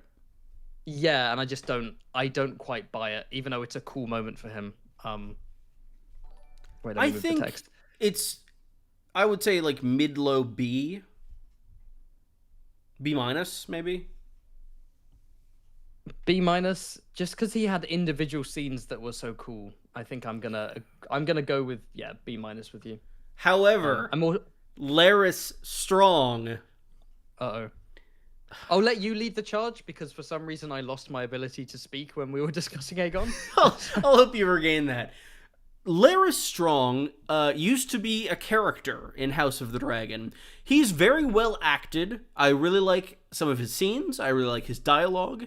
But he's not really Larys, I feel. Larys in the first season and in parts of season 2 was powerful and had this spy network and was capable and was more competent generally. Larys this season just kind of feels bumbling throughout. He doesn't really have plans for things, which is very against what his character is. And he just, I don't know. All of the sauce is gone, I feel. Like, his scenes in season 1, he was such an intimidating presence. He was one of the biggest monsters in the show. And while that kind of changed in season 2, he was so compelling. There was such pathos, especially in his scenes with Aegon, that there was just, it was still fantastic, and I loved it. Here, there was still some of that, but it seemed greatly diminished throughout. And then he just vanishes in episode 7 and doesn't reappear. There's not really an end to that arc. He's obviously going to reappear at some point in some role, but I think it's a D for me, or maybe D plus. Yeah, I think he's very boring. As I said with Mysaria, I hate how this spy master does no spy stuff. His like, Firefly arsonists have disappeared. He's not doing. He doesn't have agents in King's Landing. He had one agent in King's Landing. Did he? Yeah, Mr. Gambison Frey, who gave auto to Daemon. The guy from the 1990s cable fantasy show. Yes. Coming in like, I have someone in the cell. A gift from Lord Larys. A gift for you. That guy's actually running for Longwaters. Fun fact. Yo, let's go. I don't think that works in the timeline now that I think. No, I think it does. He's said to be old in Jaime's chapters in Feast. I'm thinking more about the founding of House Longwaters. I mean, I'd say it's not really a house. Oh, you can't say that. Come on now. Watch the history of House Velaryon on Fantasy Haven. Oh, I thought you say History of yeah, House no. Longwaters. Coming soon. Subscribe Coming to Fantasy soon. Haven. Subscribe. Yeah, he's really boring. I like some things. Yeah, it's very well performed, and he has good scenes. Just nothing. No. He's just like, why is he so out of power? How did he go from like having a network to basically his entire power base is Aegon? Yeah. And it feels weird, like I him don't going know. out with Aegon would have more contingencies in place. I saw people argue that, like, sure, he had guys with them when they were leaving King's Landing, they got killed when they got caught in episode 1, but that doesn't make a ton of sense. And I feel like if that was the case, they could have just doubled back and gotten more or sent for more because they were in a cart full of ravens, which could assumedly carry messages. Yeah, and the thing is, it's not like he probably couldn't get any responses, but all those ravens should have been like, oh, I've trained these ravens. It's not just a smokescreen, right, to pretend to be what Yeah. Citadel. I've trained these ravens to go to King's Landing. I'm going to send messages being like, this is the plan, destabilize King's Landing. And then you have Think of how Ormond much- and Laris's agents working like separately to fuck up Rhaenyra. That could be fun. He could cause chaos through just, like, pure mail fraud, like fake news sent to Rhaenyra. Yeah. Oh, shit, that's fun. Yeah, just like fucking up like, oh, apparently this... Cregan Stark Vagar has was sided sighted at with the Aegon. wall. Just to fuck with her. Yes. Oh no, that would be fun. Aegon's been sighted here, and it's just like a Right? completely random place.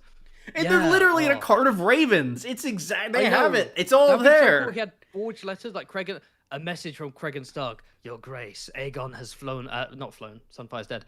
Aegon has been sighted at Barrowton or some shit. Or like, no, he doesn't know the prophecy shit. But I was gonna say, Larry's gonna say, "Oh, the wall has fallen. The others in the north are." Oh man.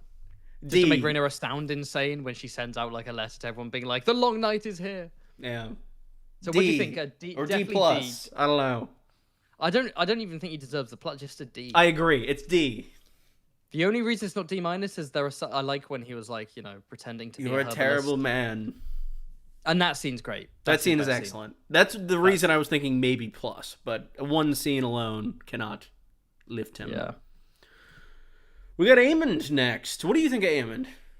Ooh, interesting. Because he does disappear for a bit. He does. He's not in and episode 3 or 4. he starts off basically doing his usual Daemon LARP, and I do love the parallels with Daemon. Would have made more sense in season 2, but there we go. Where he's playing his perception of Daemon, which isn't even who Daemon is, which is just a complete callous monster. How he slaughters his way through the stronghold of how strong that is Harrenhal. And then he comes back. He disappears, and when he does come back, he's lost his dragon, and he's back to being that vulnerable, bullied kid. Which I Right, love. I love that. I really really like that, and I did like the mummy stuff. I do have to say. I think his stuff with Alice and with Alicent was quite compelling. I think it worked for me. It made sense, and it has been built up while still being shocking, right? The kiss with Alicent. It's like he clearly has some unresolved issues with his mother. He clearly, he lied with Madame Sylvie, and there is like a weird psychosexual thing going on with an older woman looking after him. Vagar is an older female dragon, so even that's part of it. And I'm not even saying that as a meme. Like, I think there's something to be seen for there. sure. And then Alice, basically nurses him, looks after him, becomes a mother figure, and also an object of sexual and romantic attraction to rebuild him. Like, I'm rebuilding you without Vagar. I'm helping you find yourself, and who you are is a powerful prince by my side who can help me rule Harrenhal and have princes and raise these dragon eggs and have a new seat of power and all that stuff. And he does rebuild himself with a woman by his side. Without I think it really works. Vagar. And yeah, it's really, and he's still okay. What I am annoyed at is the lack of visions. I agree. Could have been more of those. Also, I do think the ending scene with him and Aegon works better. I don't know if it works better for him or for Aegon, actually, now that I'm thinking about it. I think it works well for both of them. I like that he's basically, after being tortured by the castle, and maybe we could have done a better job. No, I think we did an okay job of the shame he feels in trying to kill Aegon, and I'm not quite. I don't know whether I buy him being like, "Yes, I'm ready for death. I deserve this." I think that's a step too far. I like what it does for Aegon in terms of him being like, "Oh well, I don't want to kill you now," right? Yeah. But for Aemond, it did feel like a bit of a. It felt like a stretch. leap from where he was. Yeah. Like him being poisoned by Alicent wouldn't cause him to reach that conclusion. I don't think. No, I if anything, I was hoping I wanted to get more from post poisoning of him basically being like, almost that's what pushes him into being, late stage Dance of the Dragons Aemond from the book, where he's like far more destructive. Yeah, he just has this fucker energy, and maybe we will see that in season 4. But I'm feeling somewhere in the B tier range. I don't super know where. I'm thinking maybe I'm being generous here, but I'm thinking B plus because. I would agree with that. Honestly, his material this season was much more compelling than last season for me. Him kind of reverting to that kid is really strong, and I really liked. And I did like him in season 2. I liked him basically being the villain of season 2, basically. And this season deconstructs him, but I needed more from it. Yeah, I think I liked him a little less last season because he wasn't as deconstructed, and I think they set up that he could be with Luke's death being accidental. With the one change that I kind of like being accidental. Yeah, they didn't in season 2. They didn't lean into enough of the fact that he's LARPing as a kinslayer. Yes. Like, yeah, that was intentional because he's trying to create this image, and he doesn't want people to know that it was an accident and that he's like kind of low key grieving Lucerys himself. Yeah, I'm excited to see where he goes. I do. Oh, I'll talk about it more in predictions, but yeah, I liked Aemond. Alice Rivers, I thought, was much improved from season 2. Yes, and I liked her enough in season 2 as a spooky She felt a little bit like a mystery box to me in terms of like that style of storytelling. Like we knew nothing about her, and actually getting some answers and good answers at that, I think really helped pay off her character. I'm remembering I'm going ahead in the slide to like move characters because I keep forgetting about the text box and I don't want to deprive people of Alice Rivers' corset.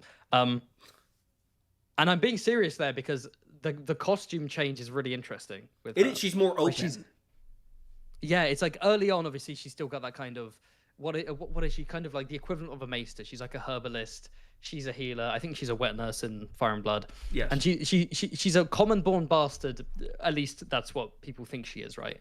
And then after House Strong is wiped out, she's now wearing not one of Simon Strong's dresses, as we predicted, but actually it's a House Whore dress, according to the behind-the-scenes. Oh, that's where cool. There's whore sigil imagery woven into it, and she's like, I am now the Lady of Harrenhal. I'm now ruling this castle in practice, if not officially by decree. And then, we have her in her arc of trying to seduce Aemond and acting as both a mother figure and also a source of sexual and romantic interest. She's now showing off her cleavage. She's showing off more skin. She's presenting herself as, a lover and the mother of Aemond's future children. And I do think the costume change for her has been really interesting. Agreed. And it just feels like a more interesting dynamic between her and Aemond than it was between her and Daemon. And I don't mind her and Daemon because I like retroactively looking back at it as she's playing Daemon the whole time, right? Mm-hmm. And whereas like with Aemond, it seems like that's kind of dropping a bit and there is some genuine connection here, this kinship. Like she's still using him, but like it's less of a kind of I'm using Daemon and it's backfired because he just doesn't give a shit about me. It's I'm using him, but low key I am into him, and I am, it's you're right. It's a way more interesting dynamic than with Alice is a character that I think in Fire and Blood, she doesn't super work for me there. Like it's obviously a history book, and it's not going to have exact information on a lot of things, but we have very little concrete on like who she is, what she wants, what she's doing, and the way they've fleshed that out here, I think has been done in maybe the coolest ways possible at every possible turn, and I really like it. I'm feeling like B+, A- territory here. Ooh, maybe I'm B+. Thinking, I want to go B+ to mirror Aemond. Yeah. I will say I do like how she I didn't like in season 2 how she had that speech about like, chastising Daemon for, telling the Blackwoods to commit those war crimes. I was like, oh, yet another kills Lord Tully. A villainous female character who's being deprived of villainy, who's now like, finger wagging at Daemon. I was like, really? But this season it's like she's way more like a kind of a sympathetic villain. It's like, okay, that's way more interesting. But But yeah, looking forward to what she's getting up to. Yeah. Kristen Cole. Chudston. Oh boy, Kristen. Interesting. I liked Kristen's arc, but it felt like a very strong continuation of his arc from season 2. It didn't feel like it was much new territory for Kristen. He's kind of been in the same mode since Rook's Rest, which is consistent and good, but it feels maybe a little stagnant and like they've been on this point for longer. Yeah, where he's black-pilled. Yeah, he's ready for death. And it's interesting because, like, I think I noticed it more on my rewatch just before the season that, like, we see him in this mode in season 1 in episode 5 after he beats Lonmouth to death, which has its own issue. Like, he's ready to die then, and then Alicent prevents it. Yeah. And then he obviously allows these things like his duty, his station, his loyalty to Alicent, his love for Alicent to kind of cloud those things. And then Rook's Rest burns it all away and everything is dust in the wind. And he is just ready to die from there on in. And honestly, and not just his speech at the end of episode 5 is a high point of the season for me. Yeah, it's a nice speech. And it's not just Rook's Rest melting everything away. It's also his own actions, his own dishonoring his white cloak, not just with Rhaenyra, but with Alicent, where he's like, well, does honor even exist? Yeah. Or was it melt away like a morning mist? That speech at the end of season 2. Yeah. Martin could have written that.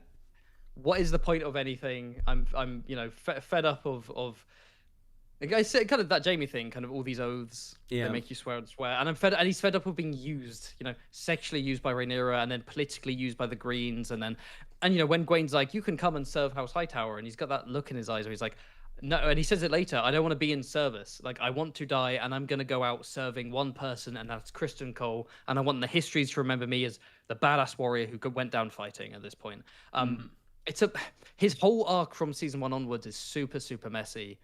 And like there are bits I really love and bits I'm conflicted on. He's a really, I don't know. I mean, I give my deeper thoughts not to plug again, but real Kristen Cole on my channel about the messiness of his arc and stuff. But I also love parts of his death quite a lot. Obviously, cutting the line I think weakens it, but the setup for the line earlier on of like him thinking about the songs that will be sung of him after his time, and I love that final shot of of Alicent's favor wrapped around his sword hilt. It's like it's a romantic fantasy, and it's incredible. The one beacon of light in his life, despite his destructive "We light the nihilism, way," is Alicent, is the woman who saved him from that first attempt years ago, who ironically probably doesn't see him as anything other than a tool herself, basically a sexual tool to get over the trauma of what's happening in the war, right? And it's like, but he doesn't realize that, and he's like, "There's the one person who doesn't use me," and it's like, "No, she's using you."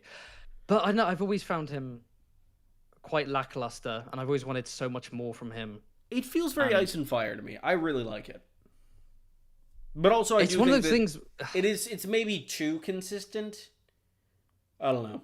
I think low B is what I'm thinking. I think the issue I'm having is the same as many others, which is I do like his season 2 and 3 arc. It's just I don't like his season 1 arc, so I'm in that kind of zone of, I think it's been built up sufficiently, in my opinion. I feel like I agree until Rook's Rest. I think that like he is effectively reset at that point, and it's to a degree almost a new character with this new lease. I don't even mind him before Rook's Rest in season 2. It's just I don't like how politically inactive he is in season 1.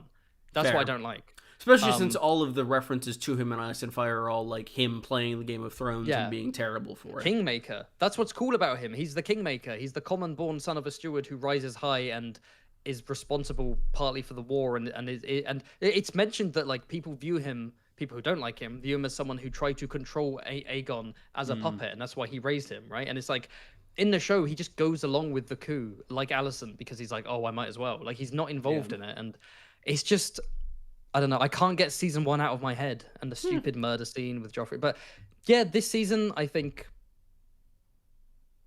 you know what, I'm gonna say in a vacuum, his season 3 arc, I did like it. I did think it ended well. It's a shame we were deprived of that famous line. It prevented you from getting a bingo. It did. B? I'm thinking it's in B. Maybe B minus. I'm thinking B minus. If Let's you're do B thinking higher, minus. we can go B minus. Yeah. All right. However, I moved before you added the grade. B minus. By There we go. contrast, A plus? Question mark. G Wayne. G one and Wayne only? Hightower. G Wayne. Sir Gawain the Green Knight, the goat, has never been in a bad scene. Never had a bad scene. Really fun and interesting. Really fun arc too. Like you can see, he obviously starts season 2 as this like very pampered, fancy lad, and by the end of this season, he's someone who's gone through this death march. And he's someone who's he spots an assassin. He uses his like heightened senses to detect that this is not the man he slept with an attorney however long ago. And then I really love his stuff in the finale, trying to negotiate and trying to get Daeron to not fight and effectively throw his life away. It's really good, and I think it like does a good job of following up on his arc with Kristen, because he couldn't talk Kristen out of that, but he can talk Daeron out of that. It's so good, and he's a character who's not even in the books at this point. Like, he's dead, but I really like him as a father figure for Daeron too. Yes. The two fathers, Ormond and Gwaine, and him being like the good dad. Yeah, I think, and again, a lot of it is the performance by Freddie Fox, but like 37 years old, by the way, just once again, I want to say that. Crazy. Insane. But man is aging like Kristen Cole. But yeah, he is basically just like a trust fund kid who's sent to Vietnam. Correct. And I do like the budding friendship with Kristen, and it might be more than a friendship, but we don't know for certain. Definitely on his end more than a friendship. I don't know how Kristen feels about it. I would say A, if not A plus. I'm not gonna go A plus because it's not like. Yes, that's true. It's not like life changing. It's not like the best arc I've ever seen. I just think he's probably one of the best characters on the show, and what else is there to say? It's very simple. It's simple, but it's good. It's done perfectly, but satisfying. It kind of makes me think of Ulf in that sense. I thought you were gonna quote the Lion King. What is it? I forget. We gave Ulf A minus. A plus. I'm feeling A minus for G Wayne. Split in the middle. Normal A. A for Gwaine is crazy, but okay. Gwaine. Perfect. I think he's now got the highest rating. He might, and he deserves it. It's fine. It's fine. It's okay to give a high rating to a side character without a super complex arc. Yeah. Speaking of, the goat, perhaps from one goat to another. We have the clear advantage. Oh my goodness. I forgot that you made these greener as they go along, and they're just hurting my eyes more and more. Good. What is there to say that has not already been said? What is there to say? He rocks up this season. He's a camp villainous, vague posting, hypocritical, narcissistic, supremacist of low cunning, who is maybe the simultaneously making really interesting, smart decisions and also just getting things wrong and being delusional. He's misogynistic, he's homophobic, he's abusive, but he also shows, on the other hand, some humanity in his twisted he's love genuinely for like Daeron, loves and is proud of Daeron, even though he also sees him as a puppet to obtain rule. And his armor's incredible, the acting's incredible, the fun little quirk about his sensitivity to smells to play into how much of a prissy Southron he is. His kind of false chivalry of, let's punish the rapist, but then also punish the guy who struck a Hightower soldier. Just a twisted sense of justice, complete nonsense. I'm just saying like random words to demonetize me and synonyms. And yes, well, I haven't said the C word yet. True. Which makes me think that scene where he shouts that word and hits the table with the sword is incredible. Every scene he's in is a meme. But he's I also Dennis Reynolds of Westeros. Okay, if we're thinking about this, if we're getting away from the hype of him and being such a great performance, there are elements that made me kind of want for more. I'd go for it. You're right that his vague posting got kind of ridiculous at a point. And I do think that elements of it could have been better executed or explained. Like him having all of these things happen in King's Landing, like how exactly that serves his interest in Tumbleton is kind of questionable. And I also question, what was that? No, go on. Sorry, go on. I completely forgot what I was going to say. So no, I disagree with you. I think there's a twofold purpose to his actions in King's Landing. On a meta sense, it acts as a smokescreen to the audience, where we're supposed to think, is this his main plan? When his actual main plan is to bring Ulf on side and have a powerful dragon who surprise attacks, destroys the Riverland army, and kills Daemon, thus depriving Rhaenyra of 2 dragons basically in one fell swoop. So from a meta sense, it's for the twist. But from his perspective, he has his plan, and it is Ulf. The taking down King's Landing from the inside is his B plan to fuck with her before he marches on King's Landing, and maybe even overthrow her before he has to do that. I don't like. You're kind of viewing this from the Gwaine perspective, which is, you're a madman, what are you doing? And don't get me wrong, there is an element to him that is kind of, I think, a bit crazy, but I think I'm fine with it, because his main plan is to bring Ulf on side, kill Daemon, and destroy the Tully host.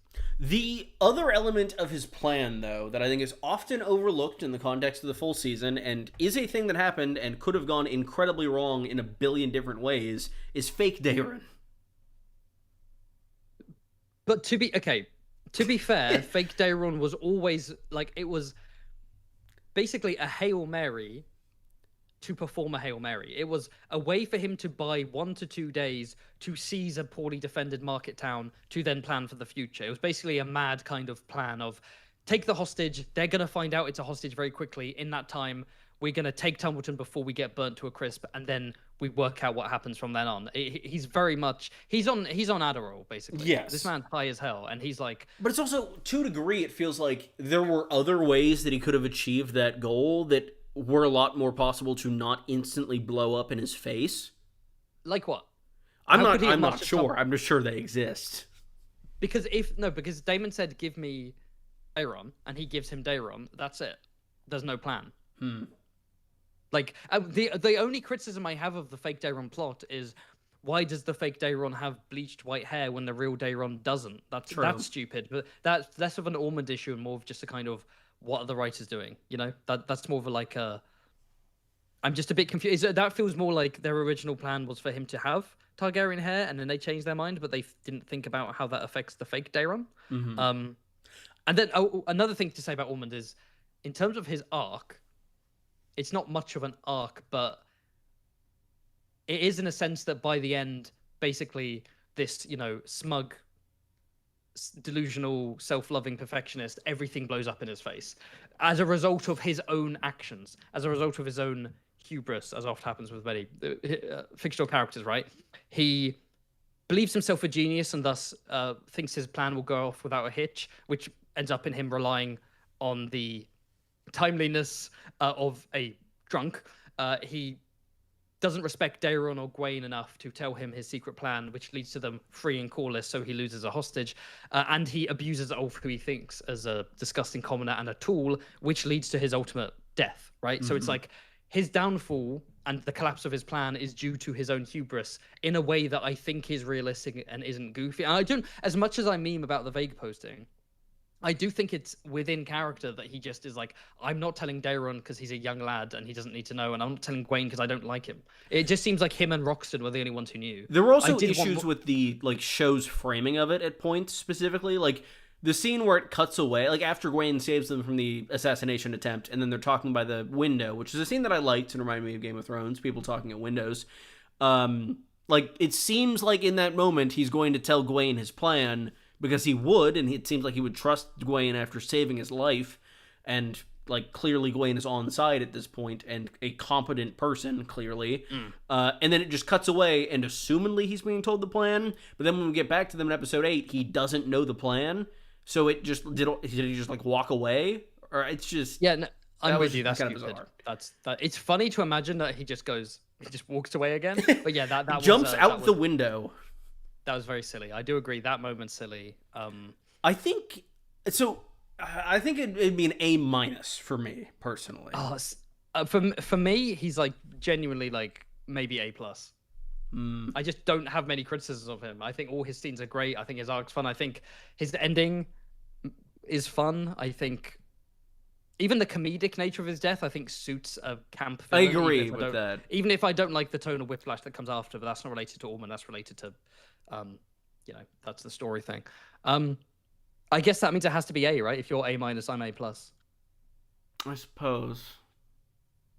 Bro, I'm just simping so hard for Ormond. The more I'm talking about it, I the more think I'm you like, are. it's because I'm It's currently okay. I working on simped for Gwen, and we let that have an A, so I think this is fine. 2 high towers in A. Let's Yeah. go with Team Green. Stance. Our last solo slide, if I could speak, is Dayron, which I also think is an interesting case and difficult to assess.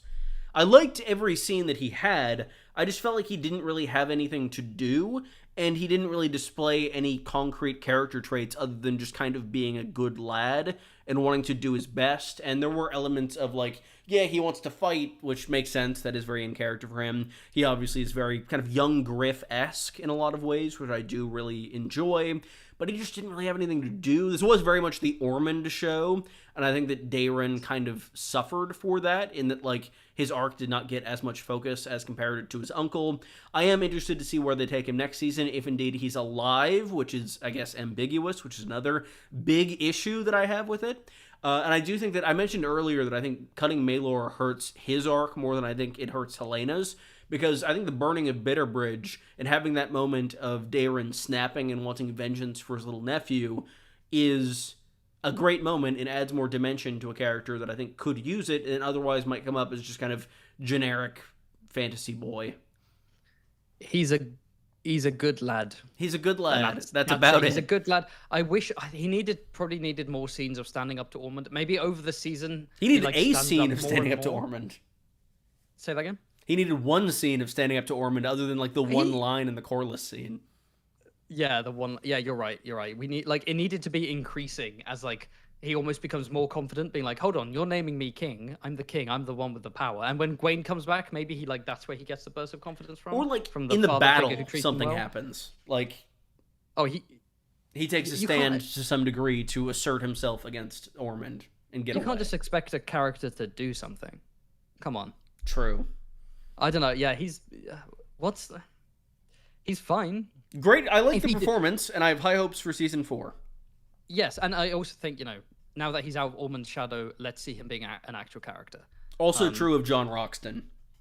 If his death was confirmed at the end of this episode, the ranking's lower. Agreed. But And the assuming fact that it's not there's- confirmed or deconfirmed, I think also Bizarre. makes it lower, in my opinion. No, I'm with you. Compared to if he would just him and Gwaine wake up and are like, "Oh, we're alive." I don't know what they're doing with the whole ambiguous death. I'm genuinely baffled. It's so stupid. It's so cynical to me. Like, it seems like they're trying to see how Yeah. audiences react to him. I mean, what is it? A fucking like a C? That feels too jet. C minus. I think C-. I think it has to be. Like, I love Dayron. He's one of my favorite characters in the book. But, like, Yeah. he just wasn't... There wasn't enough of him. And I liked what we got. I just wish we got more of it. We have faced the issue I thought we might face. Let me get a different shade of green. There we go. Thank you for that. Yeah, Poor guy. He looks so sad about that grade. he does. He It's deserves okay, it, though. buddy. He needs Next to be- season. He needs to Next be more season. daring. Yeah, we need more daring. Lotta green glup shittos here. Yeah, green shitters. So Jason Lannister, the reason F. he's there is I would have liked to have seen him. Maybe Considering D. He plays a decent role in like season 1, And he's funny in then, season like, 2. and season 2. Yeah, and then it's like we needed one scene. I A think, scene for his before his head. death. Fucking Show it's us a his cool- death. It's a cool death, but like we didn't see. Yeah. So what's he getting? A D. D. D for JC. Shrako Lohar was not gonna lie, cringe in season 2. Actually, really liked her in this season. Agreed. In the one A episode. sufficient mini boss. Sufficient mini boss. C. That's what the. C minus. I did not like her as much as I liked Dayron, so I think gotta be C minus or lower. Yeah, C minus. Fun little mini boss. Okay. Otto.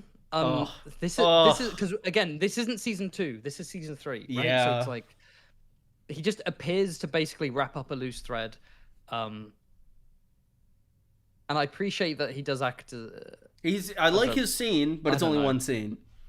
It's one scene, and I do think he needed to say more in that scene. I think also a C minus in my opinion. And also, I do think, I kind of actually want to go lower. I would say D plus. I think he's actively harmed. It's actively harmed by the fact that no one brings him up again. Basically, like he's treated like he doesn't exist and never did exist, to the point when I'm like, did Reese fans like ask to be completely written off? Serial, yeah, but but that even if Reese fans was like, I want to quit the show, that doesn't explain why he doesn't loom over the show like Viserys. Yes. You know? Because he's the guy who did this. Like, this war is his child. Right. Hey, you know how we gave Black F. Alley... Our second F, Black Alley. Oh, I forgot about that. Our second F. Iron Rod before this season is a fine, Glup Shitto Green Counselor. I think the actor's cool. I like how blunt and rude he is to Alice throughout season 2. Randomly a rapist. What the fuck? Stupid. Weird. Bizarre. Bad. Go away. John Roxton. Now, isn't it fitting that the very final character on the slide is the only one we give A star, A plus? The fucking goat, big dude with a sword. It's a role that very rarely misses. Babe killer, Kingslayer, heathen. He calls him a heathen. It's pretty good. It's pretty the age good. Of consent is 18. I love how big the sword is. It's huge. This is a bold guy. Honestly, the best Glup Shitto. Before episode 8, I'm like, yeah, he's like a decent. Yeah, like, I wish he had more before episode 8, and then like he oh my god, dude. Because when he in episode 8, he's incredible. When he finds Ormond's body, and there's like genuine emotion on his face. It's like, oh, I needed to see them interacting as friends. And also, it makes me so excited for season 4. Like, it's such a fun archetype to see this like complete and utter henchman left without anyone to follow. Yeah, it's gonna be so interesting. What does the villain's henchman do when the villain dies before him? Yeah. And I think him and Daeron could have a really interesting dynamic if Daeron survives. Him, Daeron, and Quinn teaming up for a certain something. With the dragon seeds in Tumbleton? That's gonna be... With a certain man named Unwin rocking up. Uh-huh. Played by Fantasy Haven. True. Okay, so jokes aside for John Roxton, serviceable. Episodes 1 to 7, I would say he's like a C plus because he has aura, right? But episode 8 really does elevate him and gives him so much character in just a few lines of dialogue, and just having him beat Daemon, I thought I kind of C plus, or I think maybe B minus is being too over the top. I was gonna say I think with how we've rated other people previously, I think C plus is probably the highest we can go in good conscience. But I don't know. I love how considering he's had under, I would say, 10 lines of dialogue this season. Have you seen that meme where it's like the clip from Prime Time, but it's Daemon and John Roxton? I don't think I have. Where it's Daemon being like, "Are you sure your parents aren't home?" And then John Roxton comes out and he's like, "Big night planned." You see how this looks, right? Let's. Oh yeah, I did see that. Let's. Before we get into the super chat slide, I'm just gonna go through and recap every rating we've had. Let's go. Okay, Rhaenyra, we had it B. Daemon, we had it B plus. Jacaerys, we have both a B and a C on the slide, and I don't know why that is. What did we decide for him? C? Wait, for Jacaerys? For Jace, we have 2 letters. Oh, shit. I think it might have been a B. Yeah, I think B is what we landed on. Yeah, I don't know how that happened. Corlys, we have a C. Alan, we have a B minus. Rhaena, D. Adam and Bela, also D. Mysaria, C minus. Ulf, A minus. Hugh, we have both an F and a D minus minus. You snuck an F in there. That was you, wasn't it? I do not have a second screen open. I'm afraid my computer might crash. How did the F get there? Was that me? I think that was you. No, I'll remove the F because I can't do my boy like that. But Roddy, C. Oscar Tully, D. Black Alley, F. Simon Strong, B. Jane Aaron, C+, Luther Largent, C+, Orwile, B+, Torin, B-, Frey, C-. Alicent, D-, Helena, Generous. A-, Aegon, A-, Laris, D, Tyland, B+. I feel like we overrated Tyland slightly. I feel like he should be a B. I'm gonna change him to a B. Yeah. Aemond B+. I would not say that Thailand and Aemond are on the same tier. Yeah, Thailand's better. Alice B+, Kristen B-, Gwaine A, Ormond A, Daron C-, sorry buddy. Jason D, Scirocco C-, Otto D+, Ironrod F, Roxton C+. Yeah, Solid. I'm sure the comments are gonna be full of people. It's gonna mad be at great. us. Everyone will Yeah. agree with us. I love it. And we have some super chats to go through at the end here. If you have any you'd like to share, feel free to add them in now. We'll start from the top. Thank you to Rago Targ. Haven, I love you. As captain of your house guard, I feel I should inform you that Lord Peacebury is waiting at the gates, hoping for an audience. Happy birthday, Quinn. I love you. I hope it's wonderful. Thank you very much. Some lore has built up, shall we say? I've seen allusions to it. All right, good luck. Good luck, good sir. Let's see. Thank you to Callum Dwyer. Quinn the GM was handsome enough, but he was awfully old, almost 26. Sends a 3. So how old is Loris in that? Or no, who was it? Was it Loris or someone else? Beric. Beric's 21, I think. That's insane. I always forget. Like Arion is younger than Renly, which is insane to me. Or sorry, Arion is older than Renly. I got those mixed up. What else we got? Thank you 22. to Pendikar Mando. Happy birthday, Quinn. Quote unquote punctual Connington. First SC. Thank you very much. My punctuality is among my best traits.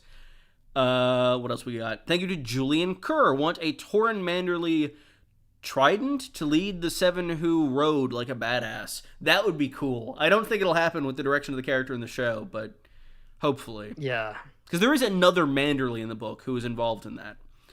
I mean, there are quite a few characters that could have been involved, like Luthor Largent or Adrian Redford, but True. we don't have them anymore. So, Thank you to Alice Stark. I was also born in 2000. Happy 21st birthday, Quinn. Thank you very much. Yeah, at what point should I start lying about my age? I'm not sure. Thank you to Sean Harrington. Have a birthday pint on me, lad. Love both of your channels. Birthday bumps from Leeds, UK. Thank you very much. hey, shout out Leeds. I don't know where that is. I maybe should. Let me see. What In the else? north, but everything's in the north to me. Of course. Unlike Dawn. Thank you to Quick Save. If you guys could change the show conceptually, what would your change be? Conceptually. Big conceptual change would be Alicent being more of a Team Green schemer like Yes. she is in the book, but being more human than she is in the book. Something I've gone to bat for in the past that I'm the only person in the world who would appreciate is Martin's lost pilot, The Heir and the Spare, about Aemon and Oh, Balin. God, no. Please, no. It's goated. It would be so good. God damn. Thank you to Circus Lady. I am wondering when the show, if the show will end with Demira in a place of love or bitterness. Happy birthday, Quinn. I love both of you. That will be interesting, the note they leave that relationship on. I'm unsure. In the books, it's very much one over the other, but yeah. Thank you to Quick Save again. How's it going? Him, the BM, Barmaster, and Quaven. I think going pretty Nice. well. Thank you for Going your well. message. Quick Save again. Thank you very much. I love the Starks, but could you imagine instead of this, instead of the Cregan scene, we got a scene of Jace visiting his family, the Strongs, in Harrenhal. That'd be Ooh. interesting. I mean, I just wanted to see Jace visit Jane Aaron. be honest. For no reason in particular. No, stop. No, not that, because it's cool. It's genuinely cool. And visiting the Mandalay. Oh, it's cool. Yeah, we know. Thank you to Quick Save again. It would add more weight to his Frey deal, and because it caused him to hesitate when giving away his father's home. A message to all the realm that he's a bastard of Dragonstone and not a strong bastard. I think that's speaking on the same Jace strong idea. That could be cool. I wish Simon got to interact with more characters generally. And then again, it's Quick Save. Everyone giving a B as a tribute for Beesbury. I think we ranked somebody B around that time. Let's see. Professor Kraken, thank you very much. 10 out of 10 season because no John Connington. Well, then everything ever adapted from this series must be 10s out of 10s. Interesting question from Alexander Guerrero. Do you think all 3 Green brothers will ever meet? Honestly, I could see a situation, and we'll talk more about this in the prediction stream on my channel later this week. But I can see Aegon flying to Tumbleton on Sunfire and Aemond either on Vhagar, or if they haven't found him yet, Aegon straddling Sunfire with his arms wrapped around Aegon. They go to Tumbleton, and we get to see the siblings interact, which doesn't happen in Fire and Blood, but I would be down for it. That I would think make me mad. we would need Vhagar before then, because otherwise Sunfire would absolutely be dead facing Vermithor and Silverwing. Worst That's a case good point. scenario. It allows for a standoff to happen. Yes. Thank you to J. Andy Frey. How would each of you structure the story with the number of episodes they allowed for each season? What would you cut and keep? That would be a fun stream idea. Like, how would we repeat that? structure House of the Dragon? Oh, yes. That definitely, like, once the whole show's done. Yeah. There's actually a good friend of the channel, a channel named HN Films, is doing a video coming out maybe tonight, maybe tomorrow, discussing how he would structure the rest of House of the Dragon, which I think you should watch for no reason in particular. Wink, wink. That's really cool. I'm looking forward. I really want to watch that. I might do a similar one. Yeah. I don't know if it I would also be thought about whether- doing a similar one. Honestly, just because other people are doing it doesn't mean you can't do it. That's true. Throw in your ideas. My 2 cents. Let's see. There's one from Carlos Spredes. I'm going to save that to the end because it is a spoiler in case people want to remain unspoilered. Quick save. Thank you again. Can we grade the dragons? And if so, Sheepstealer is an S. It was Sheepstealer would be an A+, and we should grade the dragons at some point. Yes. Albeit, we it's should. strange. I don't know if you've experienced this, but I feel like anytime I do a video on the dragons specifically, it doesn't do that well. Honestly, I think I've only done 2 dragon videos when I first started my channel. House Black. Oh my god. Team Black versus Team Green, etc. And yeah, they were my worst performing ones when I started my channel. And they are still some of my which is really weird because you think they'd be really popular, but Yeah. Quick save. D. I think this is when we were ranking Mazzaria. D for D people. D people, Damon, D for Damon. I think you're gonna be so sad when you can't do that voice in a relevant way anymore at some point. Bring her back for every adaptation. Bring my Zarya for Aegon's Conquest movie. She's immortal. That'll be like Alice. Alessandra. Thank you to Chiefy's Mifi. I feel like the cool tomboy Bela from Fire and Blood would have only served her own character, not only served her own character better, making her interesting, but also would add to Jace's arc, pushing him to fight more, which leads to his death. I do wish we got more from the two of them over season 2 specifically. Let's see. Thank you to Quick Save. Hot take, we should only see schemers from a viewpoint perspective and have them mostly shrouded in mystery until their downfall, because right now we're 0 for 4 on schemers being adapted. Fingers crossed for Bloodraven. I really like the adaptation of Varys in early Game of Thrones. It just kind of loses the plot circa season 4. Yeah, he's wonderful. Varys is great in the show. Conleth Hill, I think, is the most true to book Yes. performance in terms, at least in my opinion, in the He might- Hero. He's what I picture might- anytime I think of Varys. He might have like the worst death scene in the show. Not I worse agree. in terms of. I've told you my theory about the that, poor- right? The poor character. I mean, worse instead of the worst directed. Like it's such an awkward shit scene. Yeah. All the budget was saved for the actual battle that episode. Yeah. My theory is that that'll be Illyrio's death in the books, but He just turns into melted cheese. yep, pretty much. Thank you to Callum Dwyer saying King of the Spoons. I forget what that... Oh, I think this was when we were rating Ulf.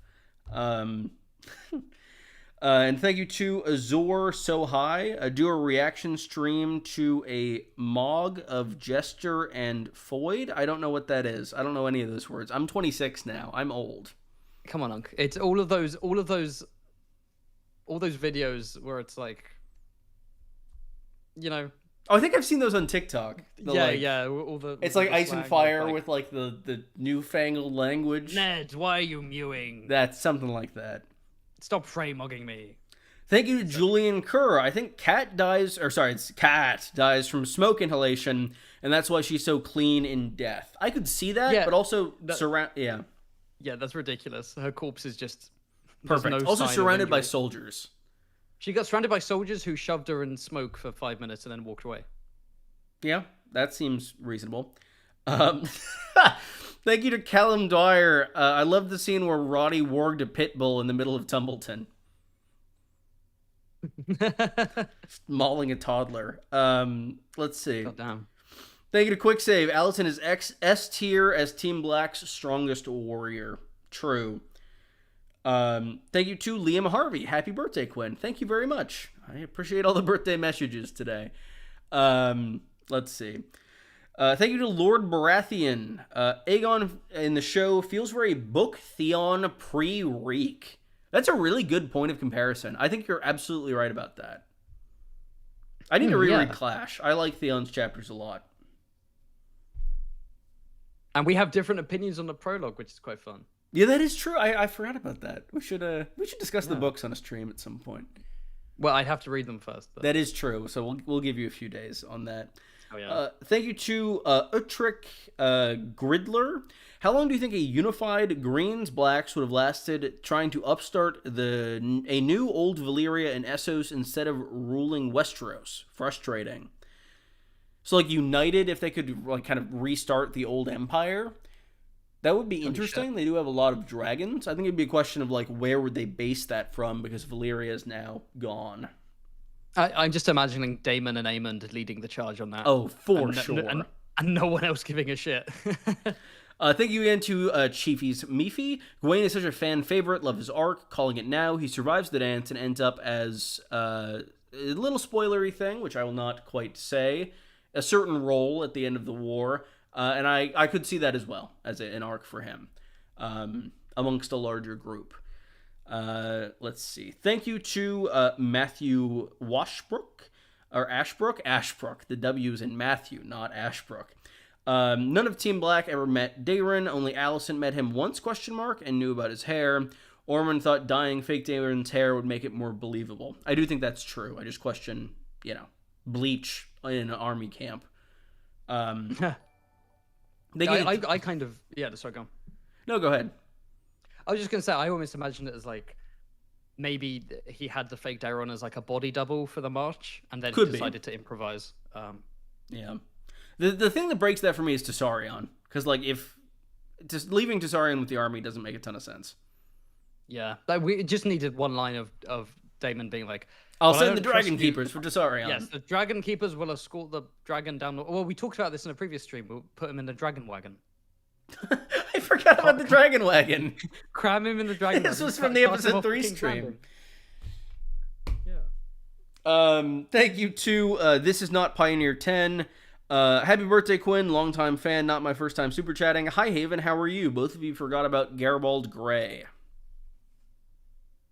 Oh, no. Never forget. Well, don't worry, because at some point in the next 2 weeks, I'm going to be ranking Hot D Glubshitos from all 3 seasons. So that'll be fun. Garibald Grey will be there, so tune in. That's the only reason I do anything. Thank you to Malcolm Ferguson. Now that we've seen the whole season, what is your opinion on Martin saying this is no longer the story I wrote? Honestly, it's as much as people talk about the divergences, and it's not that bad. It's not that divergent in a way where I'm like, oh my god, this is nothing like Fire and Blood. You know what I mean? Yeah. Like the big ones are Nettles and Maelor and basically the Reach plot, but it's not ridiculous. And I also think like it is kind of coming from Martin's perspective of the story in his head being different than the book he published, because Fire and Blood has a lot of ambiguity and room for interpretation, and I'm sure Condell and the other writers read the book and had their own thoughts on what went down that is different than Martin's ideal path and what he knows happened, which is interesting. Like George literally says, what reason is there for Helena to kill herself without You Maelor? gave 5 other reasons. Yeah, there are several other reasons. There are 5 murder. total. Yeah. Well, you'll find that out in the real Helena coming out. Quite a while away, actually, because I'm doing Ormond, then taking a break. Well-deserved break. Thank you to Callum Dwyer. Chat completely agrees with the 100% official ranking of characters. This has been brought to you by the Ministry of Truth. This is correct, and I appreciate you spreading the word, Callum. Cal is my good friend, patron, and the Minister of Truth. So, thank you to Quick Save. The same way in which the Medicis sponsored the arts and Renaissance in Florence and Tuscany, Haven has sponsored and agreed with all of Mushroom's works. When are we gonna get Mushroom in this show, man? Season 4. True. Wouldn't it be great if like Torrin Manderly's like just being entertained by Mushroom in King's Landing. Like he's doing, he's like filling out some tax stuff, and Mushroom's just like dancing Doing around. flips in the He's like- background. He's like, I might bring you with me to White Harbor when this is done.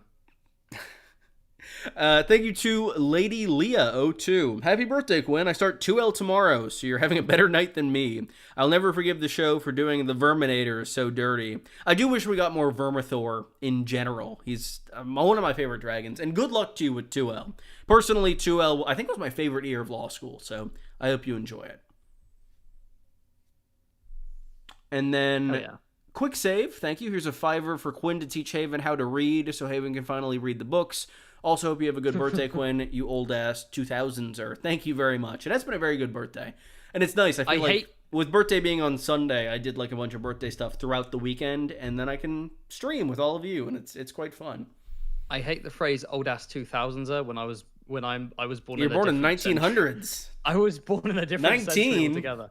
I technically experienced 2 centuries. How's that feel? That's crazy. Yeah. Well, the thing for me is, at least this is an American thing, so I don't know how much you'll relate to it. My year at school was like the last year where all of the kids were born before 9/11, which was a big thing. Oh no! When I talk to like younger people, like early 20s, and you know for RPGs or whatever, and they're like, "Oh yeah, how old are you?" I'm like 27, and they're like, "Wait, were you alive during 9/11?" They all say that. They all say What? that. And I'm Really? like, yeah, that's like the That's crazy. first thing they say is, "Were you alive?" Where during were 9/11?" you, Haven? Listen, look. Why didn't you stop it? Why would I stop what I caused? If 2-year-old Haven was on that plane, it would have gone down differently. Who was it that said that? Was that Marky Mark? The plane would I have think? gone down differently. Yeah, it would have gone down into a different building. Yeah. Thank you. Final super chat of the day, which is a spoiler. Spoiler. Not really a big spoiler. Thank you to Carlos Paredes. Spoiler, I think Alan will take Corliss's plot from Fire and Blood and free Adam prior to Tumbleton 2. I agree with that. I think that would be cool. Ooh, maybe. Maybe. But I've got so many ideas. Predictions. Predictions will be a separate stream on the Late Lords channel. For now, oh my god. Glad I caught that at the very end. $100 super chat. Wow. Thank you very much, Only Dans. Found this in Rhaenyra's missing treasury at Cashley Rock. Figured I'd give it to you guys. Happy birthday, Quinn. Thank you so much. I think that's the most Quinn, I've ever gotten in a super chat. You know that we don't split super chats per stream. Maybe you know what? I've changed my mind. I didn't change my mind when you got a $100 one. We shook on it. Yeah. And another from Callum Dwyer. Thank you very much. The fact that Haven has never once addressed where he was on 9/11 says all I need to know. I was wading through blood and bones. I miss Norm so much. Looking for my brother. Northern Canada. Oh man. Anyway, Norm McDonald aside, we will be doing a prediction stream for season 4 on Haven's channel. I think at some point over the next week we will have to see exactly when, because now I'm an adult with a real job. And I continue to be a man-child without a real job. But thank you all very much for joining us. Haven, plug what you haven't plugged already over the course of the stream. Real Ormond is coming out this week, comparing book and show Ormond. I might do a season 3 quickie where I basically condense this live stream into 10-minute video discussing my thoughts on each character arc, main characters and Glub Chateaus. I might also do a mini predictions video after the prediction stream. I don't know, but after this week, I am going on a 2-week break because I've spent 8 weeks working through Hot D, and before that, about 2 months doing all the art and audio. And I prepped so much that I've literally had to push Real Helena, House Tully, Harrenhal all to the back burner to do later on because it's too much. I feel like a complete asshole complaining about how busy I've been and how tired I am when you've literally passed the bar and gone straight into a job at court. So I feel like such a prick. Busy. Yeah. But no, that's great. I look forward to all of that on his channel. On mine, let me see if I can successfully pull up a picture of my next thumbnail. Hopefully, if it works. Ha ha ha. My next video is discussing Rhaenyra and Cersei's arcs in this season and A Feast for Crows, respectively, and trying to figure out which of them did a better or at least less worse job over the course of it. I am very much looking for... Oh, Slipmaker in the chat. Good to see my teammate, speaking of HN Films videos from earlier. But yeah, be sure to subscribe. Be sure to like the stream. Thank you all for joining us for this very fun birthday slash what were we doing? Character thing? Season discussion stream? Yes. Yeah. All right. Anything else you'd like to share with the people? It's 20 minutes to 3 a.m., so I'd quite about like to go to bed. Yeah, fair. Good night, all. Farewell. I've hit end stream, but we're probably still live, so I'm still talking. We'll see